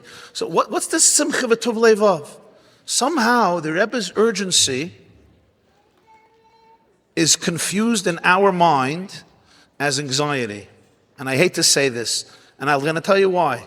It's because we learned the sikhs with the lens of wounded personalities. And therefore, we see urgency as guilt, as anxiety. Ker a Welt heint. There's an ufaratsta circle. You know what that is? It's a kinus shluchos. It's a kinus shluchos for shluchos who live in isolated communities, and they each have to travel hours and hours to come to a community. They do a special kinus in Morristown. So I had the privilege of speaking to them one year, and a very interesting question was brought up. It's one of the questions. It's a very vulnerable question. And I should say, in many ways, an irreverent question. And it came up from a lot of these young women who are on shlichus. I was proud of them that they asked it because it's so important, because I hear this from people who are honest. And there were a few shlichus who said, we cannot listen. It's very hard for us to hear the Rebbe's sichos and videos, because each of them makes us feel guilty and anxious. He's always demanding. We never hear the Rebbe say, chill out, enjoy life. Just go with your husband to Florida for a couple of weeks. Don't take it so seriously, okay? You'll come back, and you'll do the good things. The main thing is regulated nervous systems. A little breath work won't kill you. Some meditation. 9 hours of sleep would be the ideal shlucha. If not 9, 8. If not 8, 7, but less than 7, no way. No way. And no guest is Shabbos. No guest is Shabbos. The shlucha tells me, I never hear a video like that. Ever. All I hear a video is one more maisa, one more dibur, one more machshava. And what it does to me is I am never enough. I never get a compliment. She has a point. I stood by Farbrengens for years. I had the privilege of being one of the chayzrim. There's once in my entire life that I remember that the Rebbe gave a public compliment to shluchim. Once. I'll tell you when it was. It was after Chanukah, 1986. And he said that this year, the shluchim did an incredible job in Mifsah Chanukah. And a moment later he said, and now it's time. Like if you thought we're going to end the sikha right here, right now, go get yourself another Rebbe. So these shluchas said, it just creates anxiety. Stop this. I have 6 kids. Yeah. 2 of them are under 4. 1 of them is 5. 1 of them has anxiety at the age of 4 with the mother's anxiety. And then I watch a video and I'm like, Kera Welt Heit! You know the video that they show at every single event? Yud Beis Tammuz 1984? And that was the Rebbe. And everybody knows the Rebbe practiced. He didn't go on vacation for a day. They once asked the Rebbe why he doesn't go on vacation. All the Rebbeim went. The Rebbe Rashab went. And the Rebbe said they had chassidim who were working. Do you know how much guilt this creates? They had chassidim who were working so they can go on vacation. He says, if I go on vacation, who's going to do the work? Interesting response, no? I heard this from Rabbi YY Khan. Yeah. Now, what's do you think the Rebbe Rashaba went on vacation? Vacation by them, trust me, was all avodas Hashem. Taking care of the body is avodas Hashem. Enjoying God's world is avodas Hashem. And even that, I heard from Rabbi Leibel Groner, Alav Shalom, that there was a Jew, his name was Rabbi, they decided the Rebbe needs a 3-week vacation, so they got a place in Montauk. You know where Montauk is? The tip of Long Island. A beautiful place. There was a mikveh there. They arranged there should be a minyan 3 times a day, and the Rebbe would be there for 3 weeks. They arranged everything. 1958. Tavshin Chai. They were afraid to suggest, and so they sent in Rabbi Quint. Anybody knows Rabbi Quint? There was a bookkeeper in the Americas. He didn't have a beard. He was a Litvish Yid. His name was Rabbi Eli Quint. And he wasn't Chabad, but he worked in the Rebbe's office, in the Rebbe's secretariat. So it was easy. They sent him in to say to the Rebbe Rebbetzin agreed, a 3-week Montauk, Long Island. It was a very famous Jew who built an estate in Montauk, but we won't go into names at the moment. So Rabbi Leibel Groner said, he shared with us once, he said Rabbi Quint went into the Rebbe, and he told the Rebbe said, what's the purpose of this? So he said the Rebbe should relax. So the Rebbe said, how many letters come a day? 300. What's going to happen with those letters? The Rebbe comes back. He'll go back to the letter. So the Rebbe said 300 letters a day. 3 weeks, how many letters are they going to be? Yeah. So he said 5,000 letters at least. Okay. I'm going to come back and have to deal with 5,000 letters. That's called vacation? That's it. The plan was canceled. That was it. The Rebbetzin once got 2 beach chairs. 2 beach chairs. In the summer, and she put it in the back porch on President Street.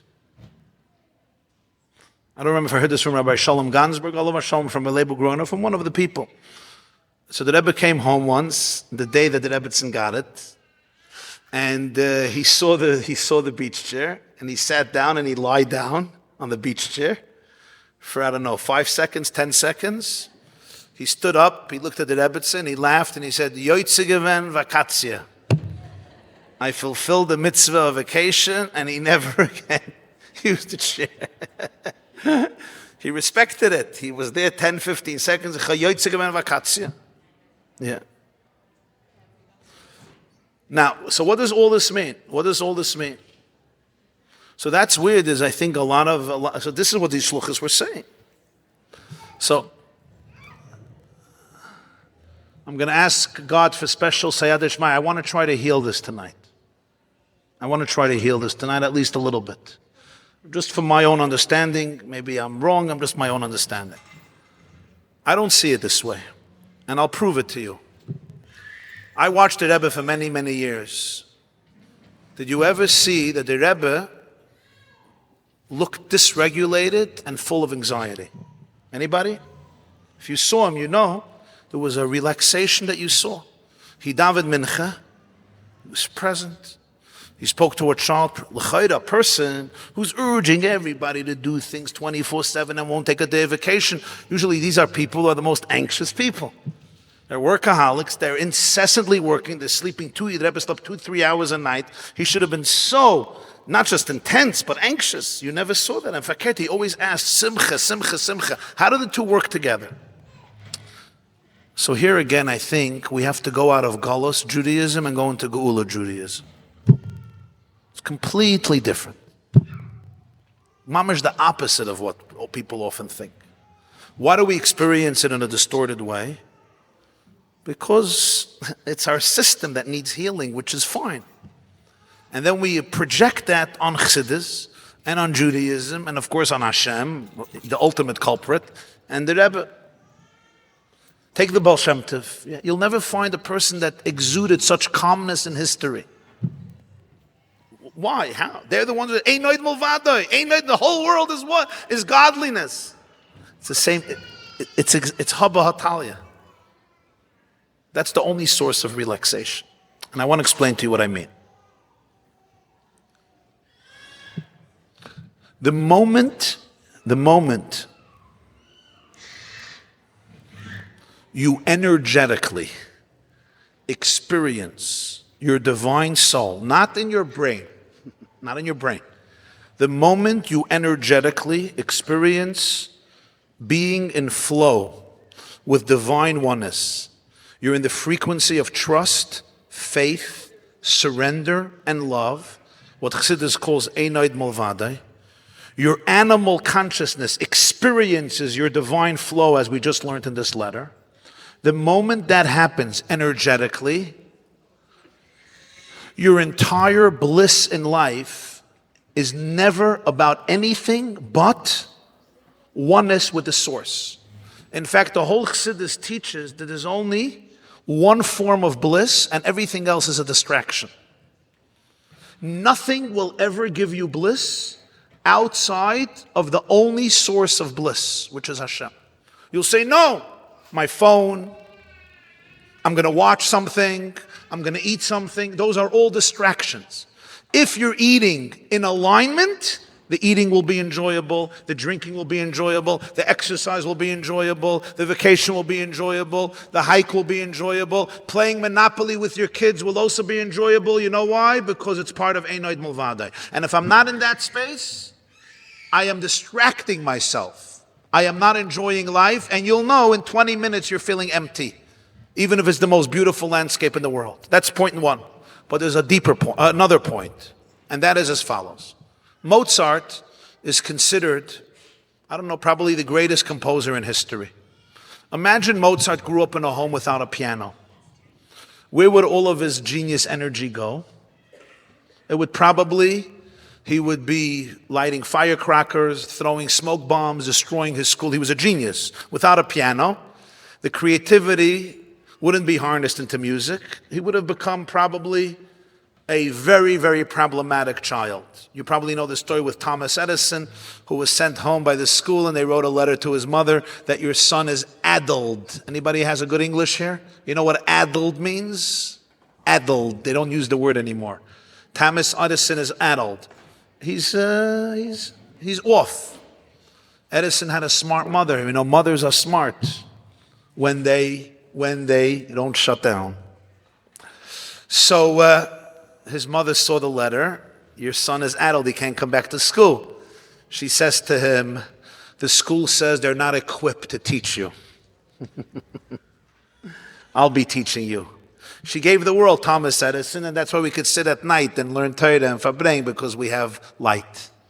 After his mother's funeral, he went through her letters, and he found a letter from the school, and it said Thomas Edison is addled. It did not say we don't have the tools to teach him. And he realized that his mother distorted the letter and saved his future. So I once told a story, somebody said, oh, his mother lied. I said, she didn't lie. She understood that the school is clueless. So when they say addled, what they really mean to say is, we have no way of educating your child. He's too big for us. But in the school system, they don't know how to say that. Not everybody. So therefore they use the word adult. Actually, she was actually saying the truth. So Mozart would have been this crazy, crazy kid. And one day his mother schleps him to some therapist. And the therapist has a piano in the waiting room. So Mozart instinctively, at this point, 9.5 years old, destroyed half of Vienna, sits down on the piano stool, bench, and begins one of his compositions. You know, he started to play at 2-3 years old. They say a father once came to him and said, at what age should I start giving my kid piano lessons? Should I start, at 4, 5, 6? He says, nah, wait. He said, you started at 3. He says, I didn't ask. So he sits down and he starts playing. And the therapist, who's also a musician, hears this, and he's transfixed. And when Mozart comes in and his mother starts complaining, he's a troublemaker, and he doesn't dress like a Chassidish Bache in Vienna, and he checked out, and he doesn't daven, he doesn't learn, he's at computer games, playing tanky 12 hours a day, he's on a tablet, he has 4 phones under the mattress, he's chutzpahdik. And the therapist looks at the mother and says, anything else about your son? She's like, no. He's like, your son is probably the greatest music genius who ever lived. And he turns to Mozart and he says, go to the piano store, get yourself a piano. You're going to change the world with your music. Okay. Now, if you would listen to that conversation, would you say that this therapist wanted to impose incessant anxiety on Mozart and make him an anxious person because now he has to become the biggest musician in the world? No. He saved Mozart from his own inadequacy. Mozart looked at himself and thought he was a problem kid. And this man said, Wolfgang Amadeus Mozart, you're destined to change the world. I see you, maybe you'll be able to see yourself. I just saw you on the piano. This is what people, lahavdil, have to understand about the Rebbe. When the Rebbe saw a person, he saw them. The hardest thing in life is to see people. I would say, forgive me, I don't think most of us have been truly seen. I'll tell you something more. My epiphany recently is that all real great people who changed the world in a very deep and internal way had one person who saw them. They didn't see them for who they want them to be. They saw them for who they really, really, really are. They didn't see them as a projection of themselves. They didn't see them with certain responsibilities. They saw them. I even said to somebody very close to me, it was just a feeling, and I'm not attributing to it any validity, just my own feeling. I said, you know why the Rebbe loved the Frierdiker Rebbe so much? Besides the fact that he was in awe of him and he was his Rebbe, but you know what else? He saw him. The Frierdiker Rebbe saw the Rebbe. Who saw the Rebbe? You know why the Alter Rebbe loved him as Richard Maggid so much? He saw him. Who saw the Alter Rebbe? You think you could even see the Alter Rebbe? If I would look at the Alter Rebbe, what do I would see? I would see me. We all see ourselves. You know why the Maggid was in awe of the Baal Shem Tov? He saw him. When you have somebody who sees you, your life is changed forever. Without responsibility, without anxiety, they see you. This therapist saw Mozart. When the Rebbe saw a person, he saw infinity. He didn't see trauma. He may have seen trauma, but he held space for the infinity. That's what he saw. He really saw it. He felt the energy. So he's not going to tell me, YY Jacobson, just try to survive. No. Do you know the gift that you are to the world? You know the gift you are to the world? You know the light that you are to the world? You want me not to talk about that? You want me just to say, drink coffee, sit on your couch? People think the Rebbe was a war against people relaxing. The Rebbe was a very relaxed human being. You look at him, extremely regulated person. The only way you can internalize sichos is if you are regulated. If you have a regulated nervous system, and then it's coming from within. Whenever we respond to chassidus from anxiety and external pressure, it's not real, it's not authentic, and our kids become victims of it, and we become victims of it. And at the end of the week, we just feel dissonance. So I think we all need to graduate from pitting priorities against each other and realizing ein oid mulvado means there's oneness. And oneness is very real. It's real oneness. Your nervous system is not evil and is not divorced from the shlichus. And simcha is not frivolousness. Simcha means gratitude for the opportunity to be a channel of your life force and energy, which is infinite. There's no deeper bliss in the world. Most people who are watching videos at night are not present, they're distracting themselves from boredom. Yeah? When you open up a mimer, you learn, you feel the energy, it's like you don't need anything else. Now, this doesn't mean you shouldn't have a nice kitchen. You can have a beautiful kitchen, and a good kitchen is part of Dira B'Tachtonim. Dira B'Tachtonim means God wants to live in your kitchen. Of course you should have a beautiful kitchen. God wants to live in your kitchen. He wants to live in your bedroom. He wants to live in your heart. You should have a beautiful heart. You should have a beautiful kitchen. You should have a beautiful bedroom. There's no contradiction. If I start worshiping my kitchen as detached from Hashem, then it's Avodah Zarah. The Nefesh Bahamas lives in detachment because it doesn't know better. That's why the Nefesh Elikis educates it. That's how I understand it.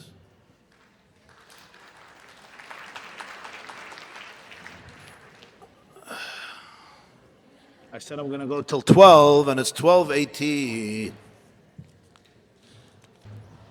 Wow. You spoke about Toyo and Tikkun. I want to bring up a very personal issue.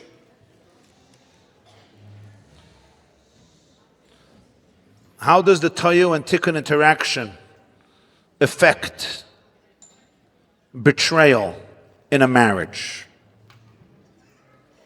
Some of us shluchos married supposedly Hasidic bachrim. Suddenly we realized that these Hasidic bachrim were addicted to some negative stuff, misbehaviors that continued throughout the marriage. I decided to stay in the marriage for my kids. Now I am facing reality. It's a very steep crash. I can't get over the resentment that I have to my husband, the terrible anger, not just to my husband, to the entire system that we grew up in.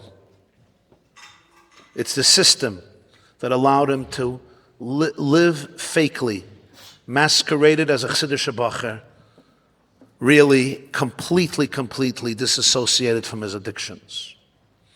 I also struggle with facing my community. My life is so distant from truth and from the Torah ideals because of my husband's immoral behaviors. Yeah. First of all, I want to express my empathy. I know it's more than one person. And it's a very serious challenge. It's a very serious challenge.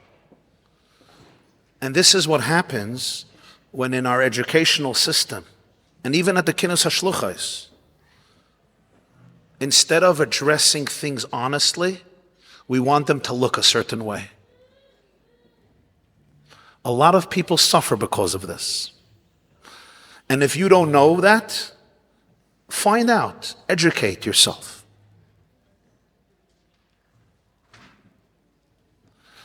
There was even a person who left me a message that I'm not going to say the details, but they didn't want I should use certain words at my speech tonight, because they thought that these words are inappropriate for this setting. I understood them. I learned not to judge people because most people, a lot of people really mean well, or they're just clueless. But I happen to know a lot of people, and I know how many people are struggling with this, because they send me emails. A lot of shluchim, a lot of shluchos. And the fact when we can't talk about things in an authentic way, not at age 12, 13, 14, 15, 16, and what we display is just perfection, we are reaching nobody. And what we're really saying is, you'll forgive me, that Chassidus is only for two types of people. People who are angels and don't struggle, or people who just remain naive and superficial and don't look inward. And I think that's a betrayal of Chassidus. When the Mashiach told the Baal Shem Tov, I will come l'chsheyafutza ma'nesecha chutza. So the Rebbe asked, why is that the reward for l'chsheyafutza ma'nesecha chutza? And the Rebbe answered, it's not a reward. That's what it is. L'chsheyafutza ma'nesecha chutza, that means Mashiach is here. What does l'chsheyafutza ma'nesecha chutza mean? That there's going to be shiurim everywhere? No. L'chsheyafutza ma'nesecha chutza means that the energy of Chassidus, of Einoid Milvada, is going to permeate energetically every neuron, every cell, every atom, every nerve in your body. That is what redemption looks like. What do you think it looks like? Goyle, geula. You're saying you're angry towards a system because, this is where we need healing. We need healing when things are taught in a disassociated way. And instead of having the humility, I'm talking to myself and to all of us, instead of having the humility and saying, wow, is there something not working? Why are there thousands and thousands of Chabad Chassidim who don't think that Chassidus is oxygen? They don't feel it. Why? The Alter Rebbe says that this is the crown jewel of the king that was rubbed just to save the children. The Rebbe's entire motto was Hafatzas Hamayanas Chutza. So many they think it's completely irrelevant. Atzilis, Shmatzilis, Ak, Akudim, Keser, Toyu, Tikkun, Nikudim, Brudim. You hear the words Toyu, Tikkun, I want my kids to come to life. Toyu, Tikkun is a blueprint of your psyche. It's a blueprint of your psyche. That's what it is. Not some abstract worlds that the Arizal knew about and I couldn't care less about. So you're depicting the casualty of your husband who went through a system as a Chassidish Bacher, but behind closed doors was addicted to pornography. And it wreaked havoc in the marriage. So on a general level, what this means is we need to have very honest conversations with our kids, with our students. If we're not touching the truth of their lives, what are we doing? We're selling them the Brooklyn Bridge? You know how many people are dealing with anxiety today? You know how many people are dealing with challenges today? It's like when I started to talk about molestation, people said, you're crazy. You're making up stories. Right? Suddenly victims started to emerge. We were encouraging them, come out. And we realized, oh my God, a whole generation was emotionally murdered. An entire generation, thousands of young people in all communities were emotionally murdered. You're not going to talk about this? What are you going to talk about? What are you going to talk about? You know about things that are completely irrelevant? I decided early on, either I'm going to be part of the problem or I'm going to be part of the solution. So your letter is a heart-wrenching reflection of what happens when we're not ready to address challenges authentically. You know how much feedback I get for talking constantly about mental health? People make fun of me constantly. Rabbi YY, trauma. Trauma, trauma, trauma, trauma, trauma, trauma, trauma. I lost my keys, trauma. I missed a flight, trauma. This event is going late, real trauma. It's cold outside, trauma, trauma. Everything is trauma. Stop with your trauma.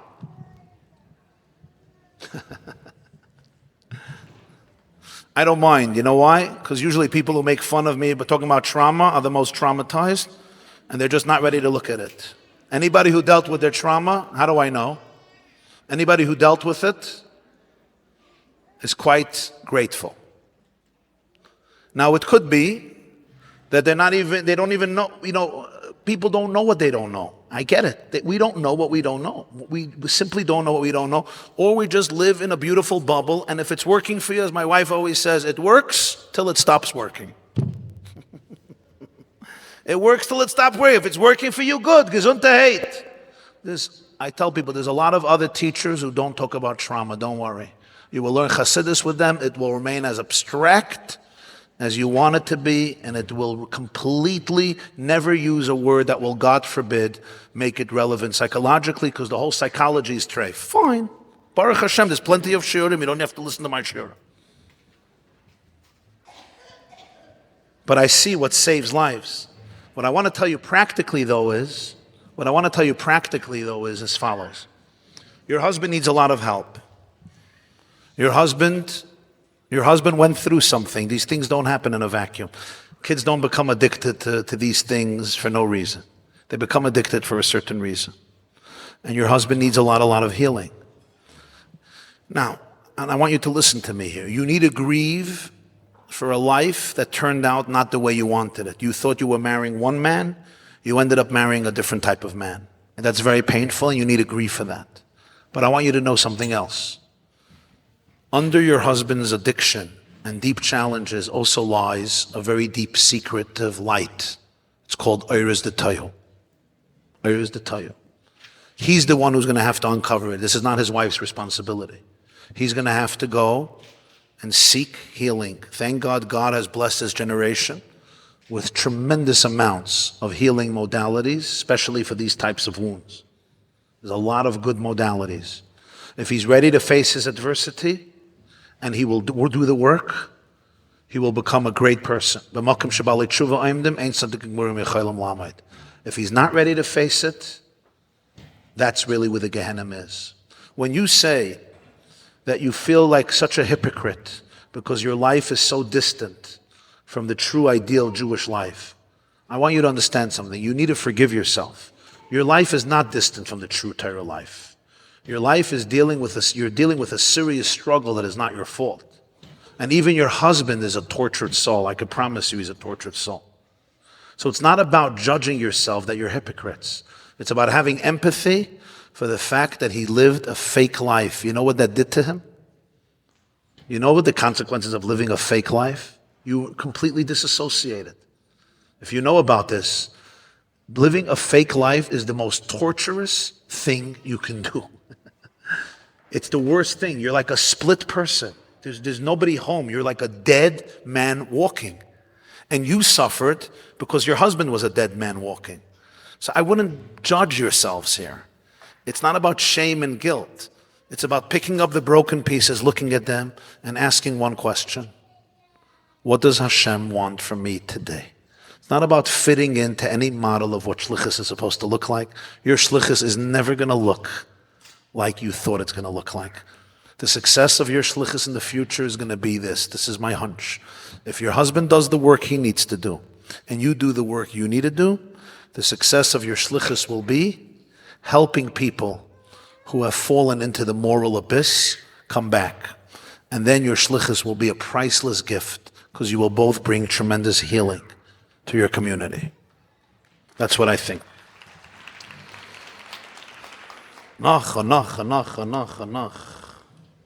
תודה שעשית סדר באי סדר.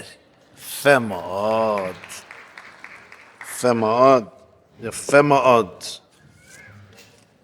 Should we do some more or we're done?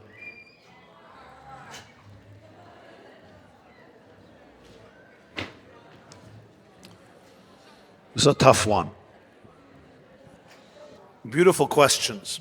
How can I cultivate an acute awareness of my pain, of my tohu, while genuinely acknowledging my nefesh elikis, without falling into spiritual bypassing, dismissing my struggles under the pretense of kedusha, and becoming a fake person? Beautiful question. Spiritual bypassing. What a great term. Yeah. Spiritual bypassing is a dangerous thing. I'll tell you what it looks like. We blame the Rebbe for that too. Spiritual bypassing looks like this. Somebody punches me in my nose. I'm in throbbing pain. Hashgacha pratis. Hashgacha pratis. Hashgacha pratis. It's true. It was Hashgacha pratis. It's true. Baal Shem Tov knew what he was talking about.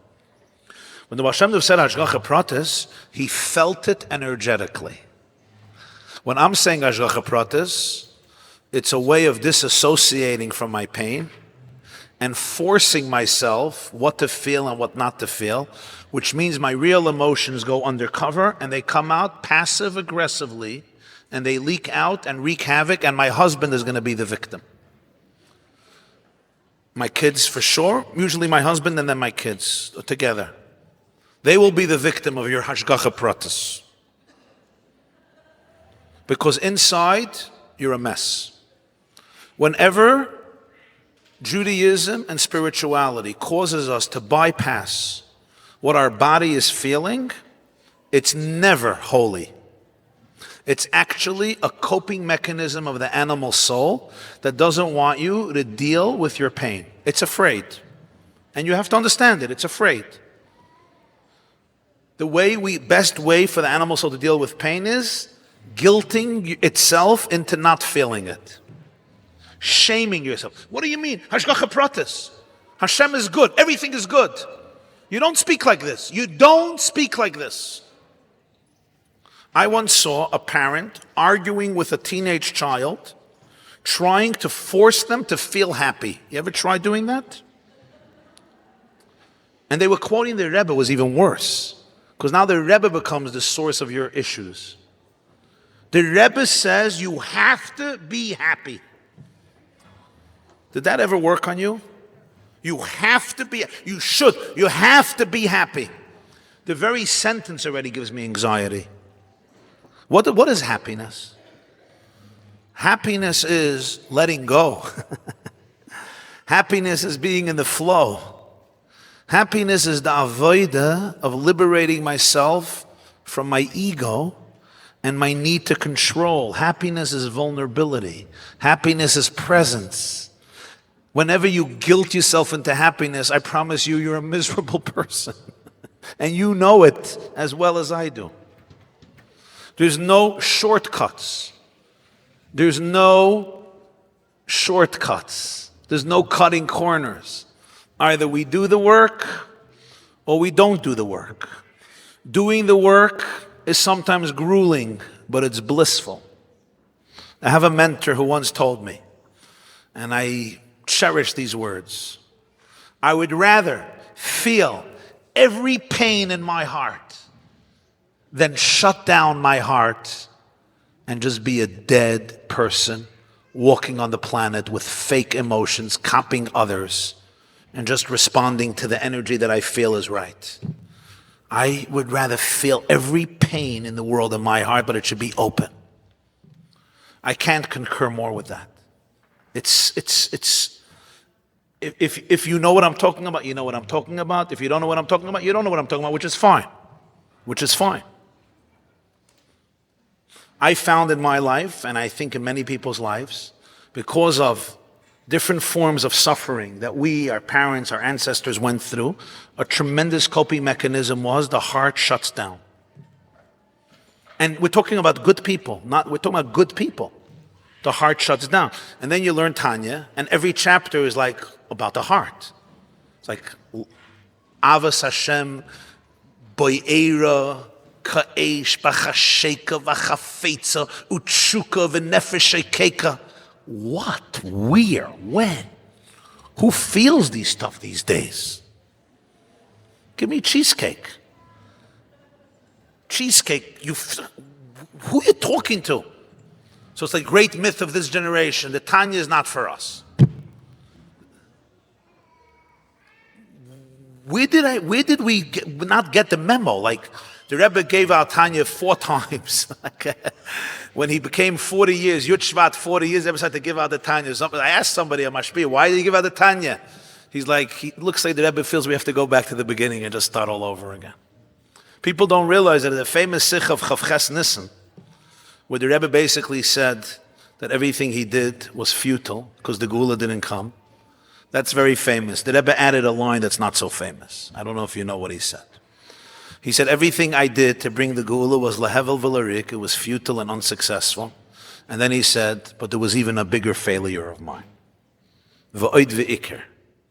The bigger failure of mine is I did not manage to take out the people from their galus pnimi, b'inyonei avodas Hashem v'chuli. I was unsuccessful in extricating the generation from their internal exile when it comes to their relationship with God. This, the Rebbe said, was his main failure. The fact that Mashiach didn't come for the world, that was the first failure, that it was futile. Everything I did didn't work. The biggest thing was, v'oid v'ikr, this is much less quoted, is I was not successful in taking out people from their galus pnimi. These are real words. What was the Rebbe talking about? Was he talking about the fact that hundreds of his sichos and maimarim were completely not internalized and understood? That the Alter Rebbe's Tanya is still waiting for people to really embody it and live it? I don't know. I'm certainly not in a position to give the authoritative commentary on these fateful words. But it does behoove us to ask, what do they mean? What do they represent? Is it possible that for so many years we have become so disassociated from embodying divine energy that we don't even know how deep the crisis is, and it's our children leaving Yiddishkeit who are actually doing us the biggest favor by saying, Tati and Mami, there's something off in your teachings. Is that possible? I think it's not unlikely. And what that means is, the moment we go into a place of judging people, we're back in animal soul consciousness. I judge you, you judge me. Divine soul consciousness is you're not in a judgmental place. We're in a place of presence and vulnerability. And really asking ourselves, what does it mean to energetically embody being in a state of Ein Oid Mulvadai? How do you show up to your children when you're in that space? How do you show up to your spouse, to yourself, to God, to your employees, to your employers, to your preschool teachers, to your Chabad house cleaning ladies, to your community? How do you show up when you're in that space? And you know what? It's never about words. It's always about presence. Is anything I'm saying resonating with you? Okay.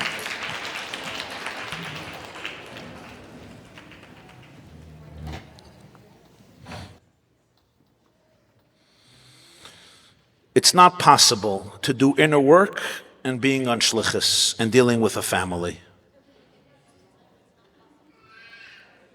It doesn't seem possible. Are we just not at the third level the Rebbe talks about, and we should just give up on that?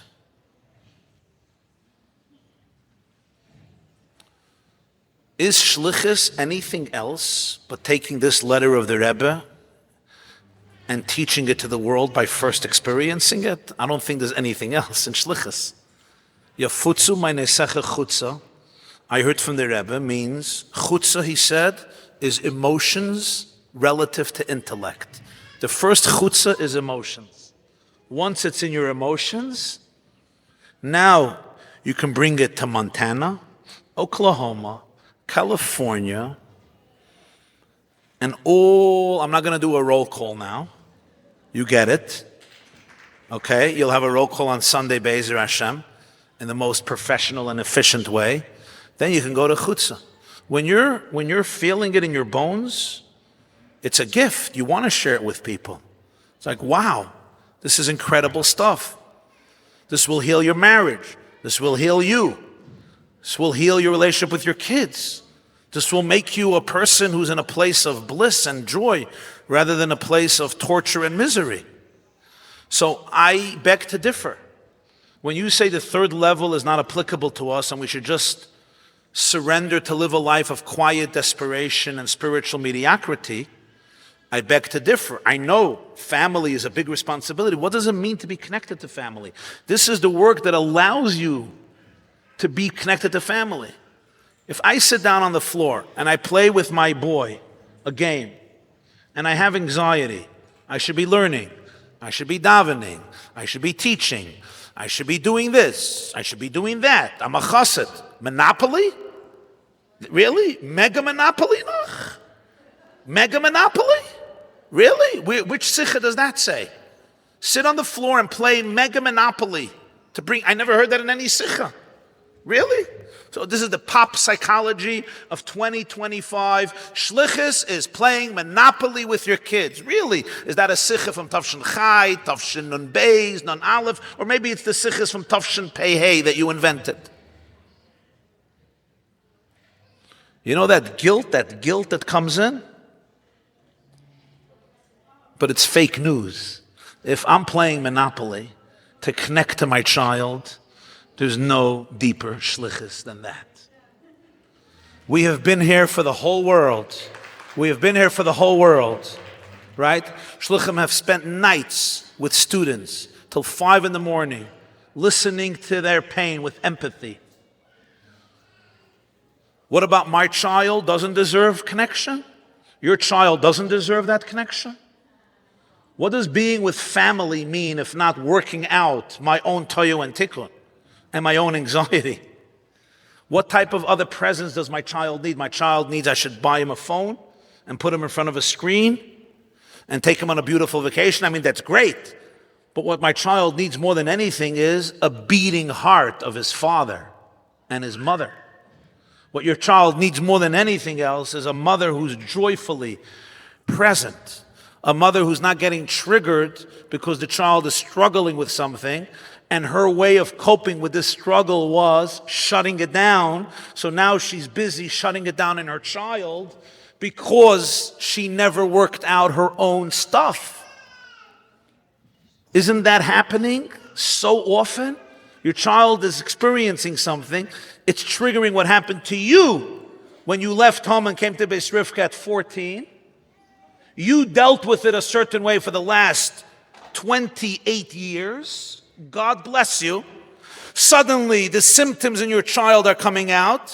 What you're really telling your child is, don't feel, it's dangerous. That's what I'm telling myself 28 years, and I suppressed every feeling. We're not even in tune with our children. They're just triggering us and we're responding from our own fear. What if you can deal with your own fear and then tune into your child? There's an energy flow that is blissful. It's called vulnerability, presence. That's what it means to feel God in a relationship. It means I don't control anybody. I'm in a room with my wife or with my child or with a friend and we could just feel each other's heartbeat without judgment, and we don't know what's going to happen the next moment, and we have no control. That's what bitachon means on an energetic level, not on an intellectual level. Emunah bitachon on an intellectual level has nothing to do with bitachon. It's a computer program. For that, you have AI. They know Chayvas Halavavas better than you will ever know Chayvas Halavavas. They know Tanya by heart.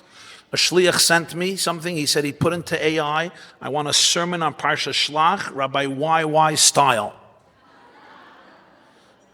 In 5 seconds, takes me 12 hours. In 5 seconds, for me, Rabbi YY style takes 12 hours, and that's a good sermon, and sometimes more.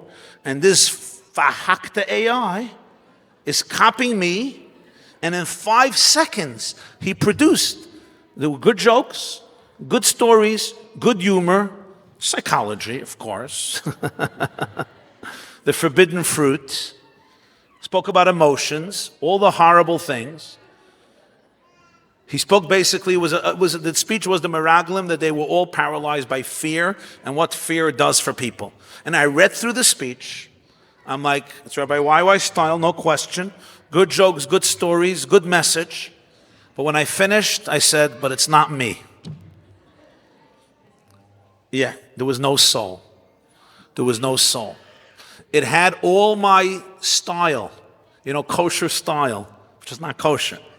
It had my style completely, the words, the terminology, everything. There was no soul. I didn't feel presence. And I knew that if I would hear this speech from somebody, it wouldn't touch me because there was nobody behind it.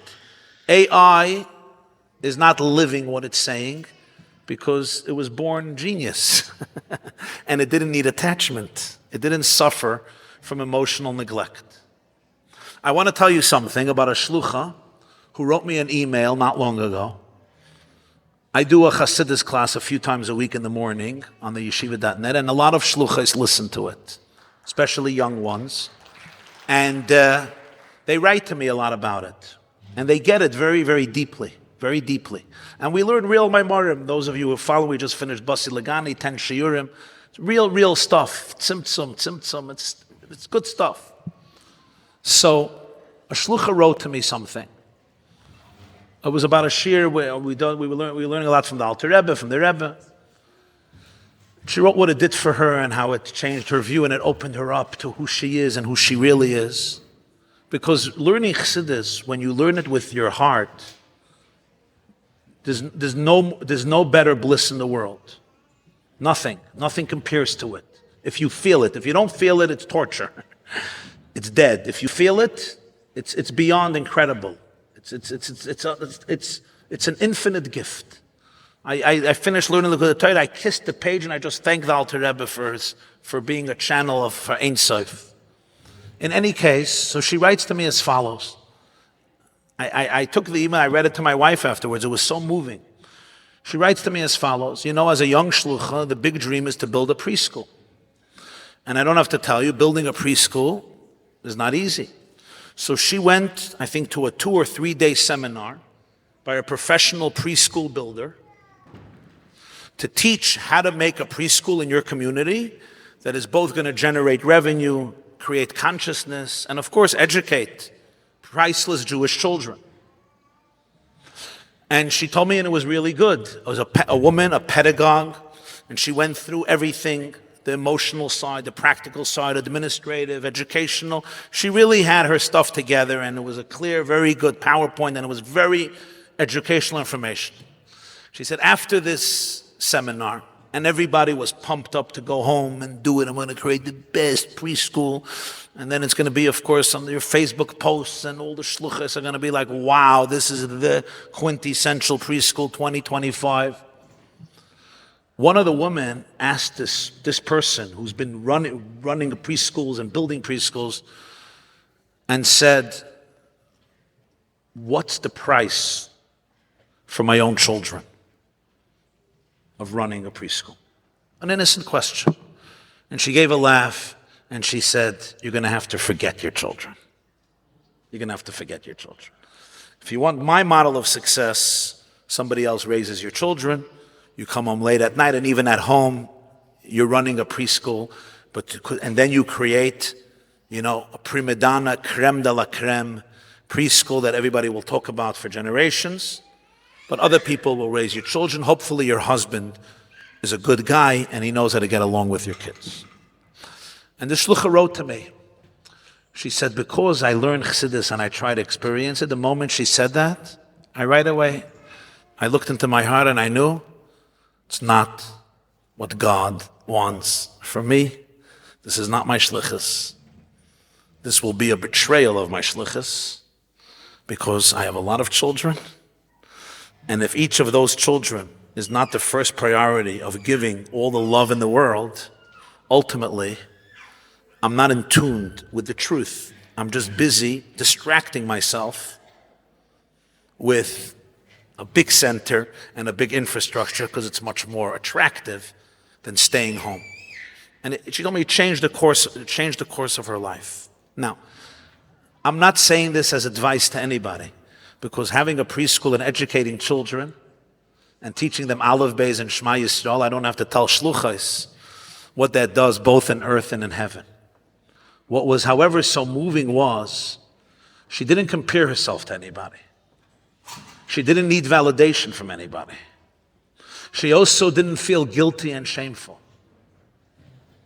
And she'll maybe build a very simple, I'm sure she'll have a beautiful program, and the kid will be a little simpler, and it won't be this magical enterprise that will suck every last fiber of energy, every last ounce of energy out of her. But it's so important to respect your inner flow. You're not robots.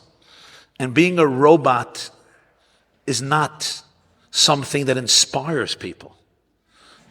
All it does is, it makes me feel that I'm successful in a fake world. And I don't think that has anything to do with shlichus. Shlichus is all about bittul to the source and channeling that. And everybody does it through the beauty and the love and the light that you bring, first and foremost, to you. Second, to your soulmate. Third, to your children. And then it radiates and extends and expands to your small circle, to your larger circle. I want you to think for a moment about the Rebbetzon's role in Lubavitch. I grew up here. I never saw the Rebbetzon once. I almost never heard, I think I saw her once or twice. I never heard her, I knew the Rebbetzon. She didn't come to a single Farbrengen, she didn't come to 770, she didn't come to dinner, she didn't come to events, nothing. Rosh Hashanah, Yom Kippur, she wanted to daven with a minyan. She wanted to hear shofars. You know where she went? She went to some interesting shul on New York Avenue called Rabbi Rubin's shul, where no Lubavitch Chassidim davened. It's New York, it's near the police station between Montgomery and, it still functions, between Montgomery and Empire. It's the only shul in Crown Heights that davens Nusach Ashkenaz. And that's where the Rebbetzon went. That's where the Rebbetzon went. Right? There were people, okay, it's not anymore Chav Beis Shevat Tavshin Pei hate talk, but when I was growing up, there were people who they didn't like that. Rebbetzon, like come out, be part of it. Okay, today they don't talk about it, whatever, because whatever. But I remember the conversations. But I want to say something what I learned, okay? For 60 years, the Rebbe was married to her for 60 years. Friday night, he ate a meal only with her. When the Free Rebbe was alive, when they were there. But afterwards, the Rebbe Friday night, every week, he ate a meal, only him and the Rebbetzon. There was nobody else there. There was nobody else there. Could be it was the Rebbe's feel, I don't know, but could be the Rebbe felt they didn't have children. The Rebbetzon shared him with the whole world. Friday night was only him and the Rebbetzon. Shabbos day, if there was no Farbrengen, it was also only him and the Rebbetzon. The Rebbetzon's, I would say, the Rebbetzon's power was what? Presence. She didn't have to do anything. Her presence brought in so much light to the world and so much light into the Rebbe's life. I heard from Rabbi Groner something very moving. He said that when the Rebbe was sitting Shiva for the Rebbetzon, a black woman came in the middle of Shiva. She was a cleaning lady. And she came in, she had a key. She sat down at the kitchen table. You know the kitchen table over there? Small kitchen. She made herself a cup of tea, which she always did. She was drinking it, and she was sobbing. So Rabbi Groner says to her, "You miss Mrs. Schneerson, don't you? She was a good woman, huh?" And black women are very expressive emotionally. They don't have our emotional constipation. So she's like, oh man, you never know. She was the best. She was the best. And she went on and on. He says, that's why you're sobbing so much. He says, yeah, but she says, the real reason I'm sobbing is for her husband. So I heard this from Rabbi Groner. So I said, why are you sobbing for her husband? He said, I'll tell you why. Her husband has a very hard life. He comes home every day at 5. The Rebbe would come home at 5 and have a cup of tea with the Rebbetzin for 20 minutes, 30 minutes. They would talk. Then the Rebbe would go back to work, stay till midnight. If there was Yechidus, he would stay a whole night. If not, he would stay 10, 11, 12. So she says to Rabbi Groner, he comes home and I could see how much he's carrying. And then he sits down with his wife for a cup of tea, and for 20 minutes, he looks like the most uninhibited, free teenager. He's relaxed, he's joyful. He said, she does something for him. And he said, and now he's not going to have this because you guys are the ones who make his life miserable. You guys don't know how to cheer him up. She gave him something. Nobody saw this. Where was her work? Her work was her presence. Her presence. And her presence was the greatest gift to a generation. There was a precedent for that. Moshe's wife, Tzipora. Her presence. For everybody, Moshe was the greatest prophet. He came home, and Tzipora, her presence. It's very deep. It's very deep. And we have to know that there's a piece of that in each and every one of us. I said the other day, and I was speaking to a bunch of teachers in Israel, Kabbalists, not Chabad. So I was speaking about when you communicate, the real experience of the energy of what you're teaching has to be inside of you, even more than what the people get. If the people are getting from your speech more than you're getting, it's not a good sign. Whatever, that was my so I told them something. I said, I want to share something with you. And it came into me that Friday night. I know people sometimes may be uncomfortable with this talk, but I just feel it's true. I told them this. I said, the Rebbe lived a very, very public, rich life. It was a very public and rich life, very rich life. Every day, every week, there was always something new. So very rich and filled life and powerful and energetic. But the richness of his public life paled in comparison to the richness of his private life. In other words, everybody could see that as much as you're seeing from the Rebbe in public, it's not even 1% of his internal energy that only comes out in private. And I'll tell you even more. Even his secretaries, who would go in a few times a day, didn't even capture this. I heard for years, they saw certain things that other people didn't see, but that was it. The richness of the Rebbe's inner life, inside his heart, his outer life is not even 1% of that. There's a story that Mendel Haradoker, the Mendel of Vitebsk, he was a student of the Maggid. He was walking with his Talmidim, and they said, Rebbe, show us a tzaddik nister. Show us a concealed tzaddik. So he said, you're looking at one. Ich bin a tzaddik nister. I'm a concealed tzaddik. They said, Rebbe, you're not a concealed tzaddik. We all know you're a tzaddik. He said, as ach onachvei, ob ich wollt gewen a tzaddik, wieviel meint ich bin a tzaddik.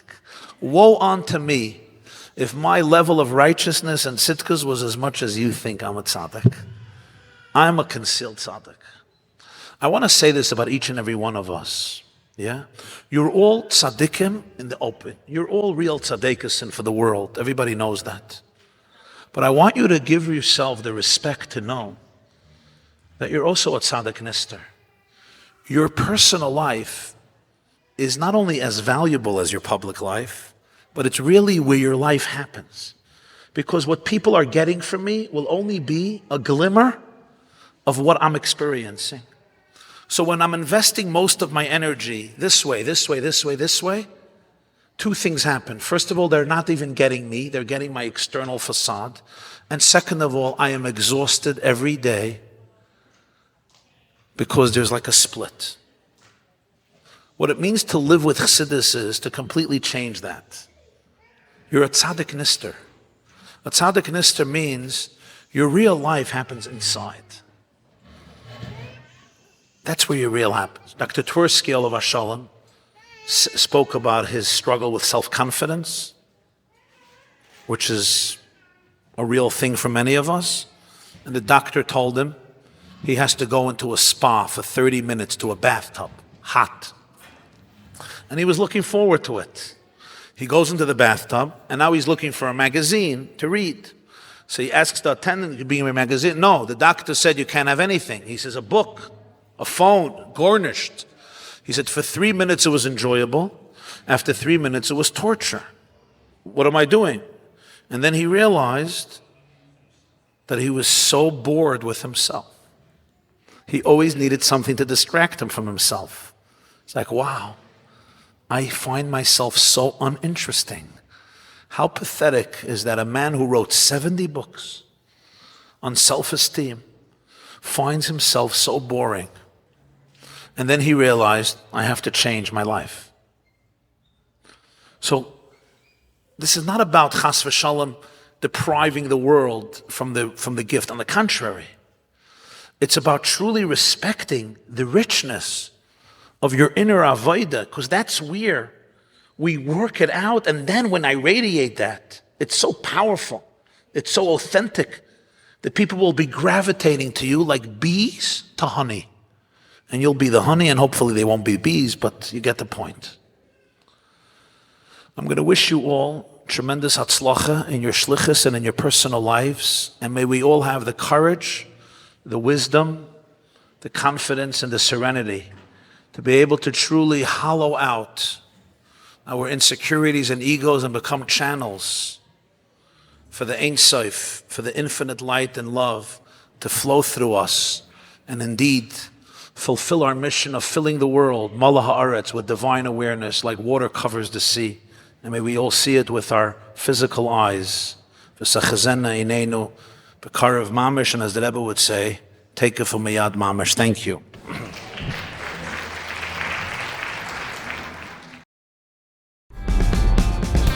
This class is brought to you by theyeshiva.net. Please help us continue the classes. Make even a small contribution at www.theyeshiva.net/donate.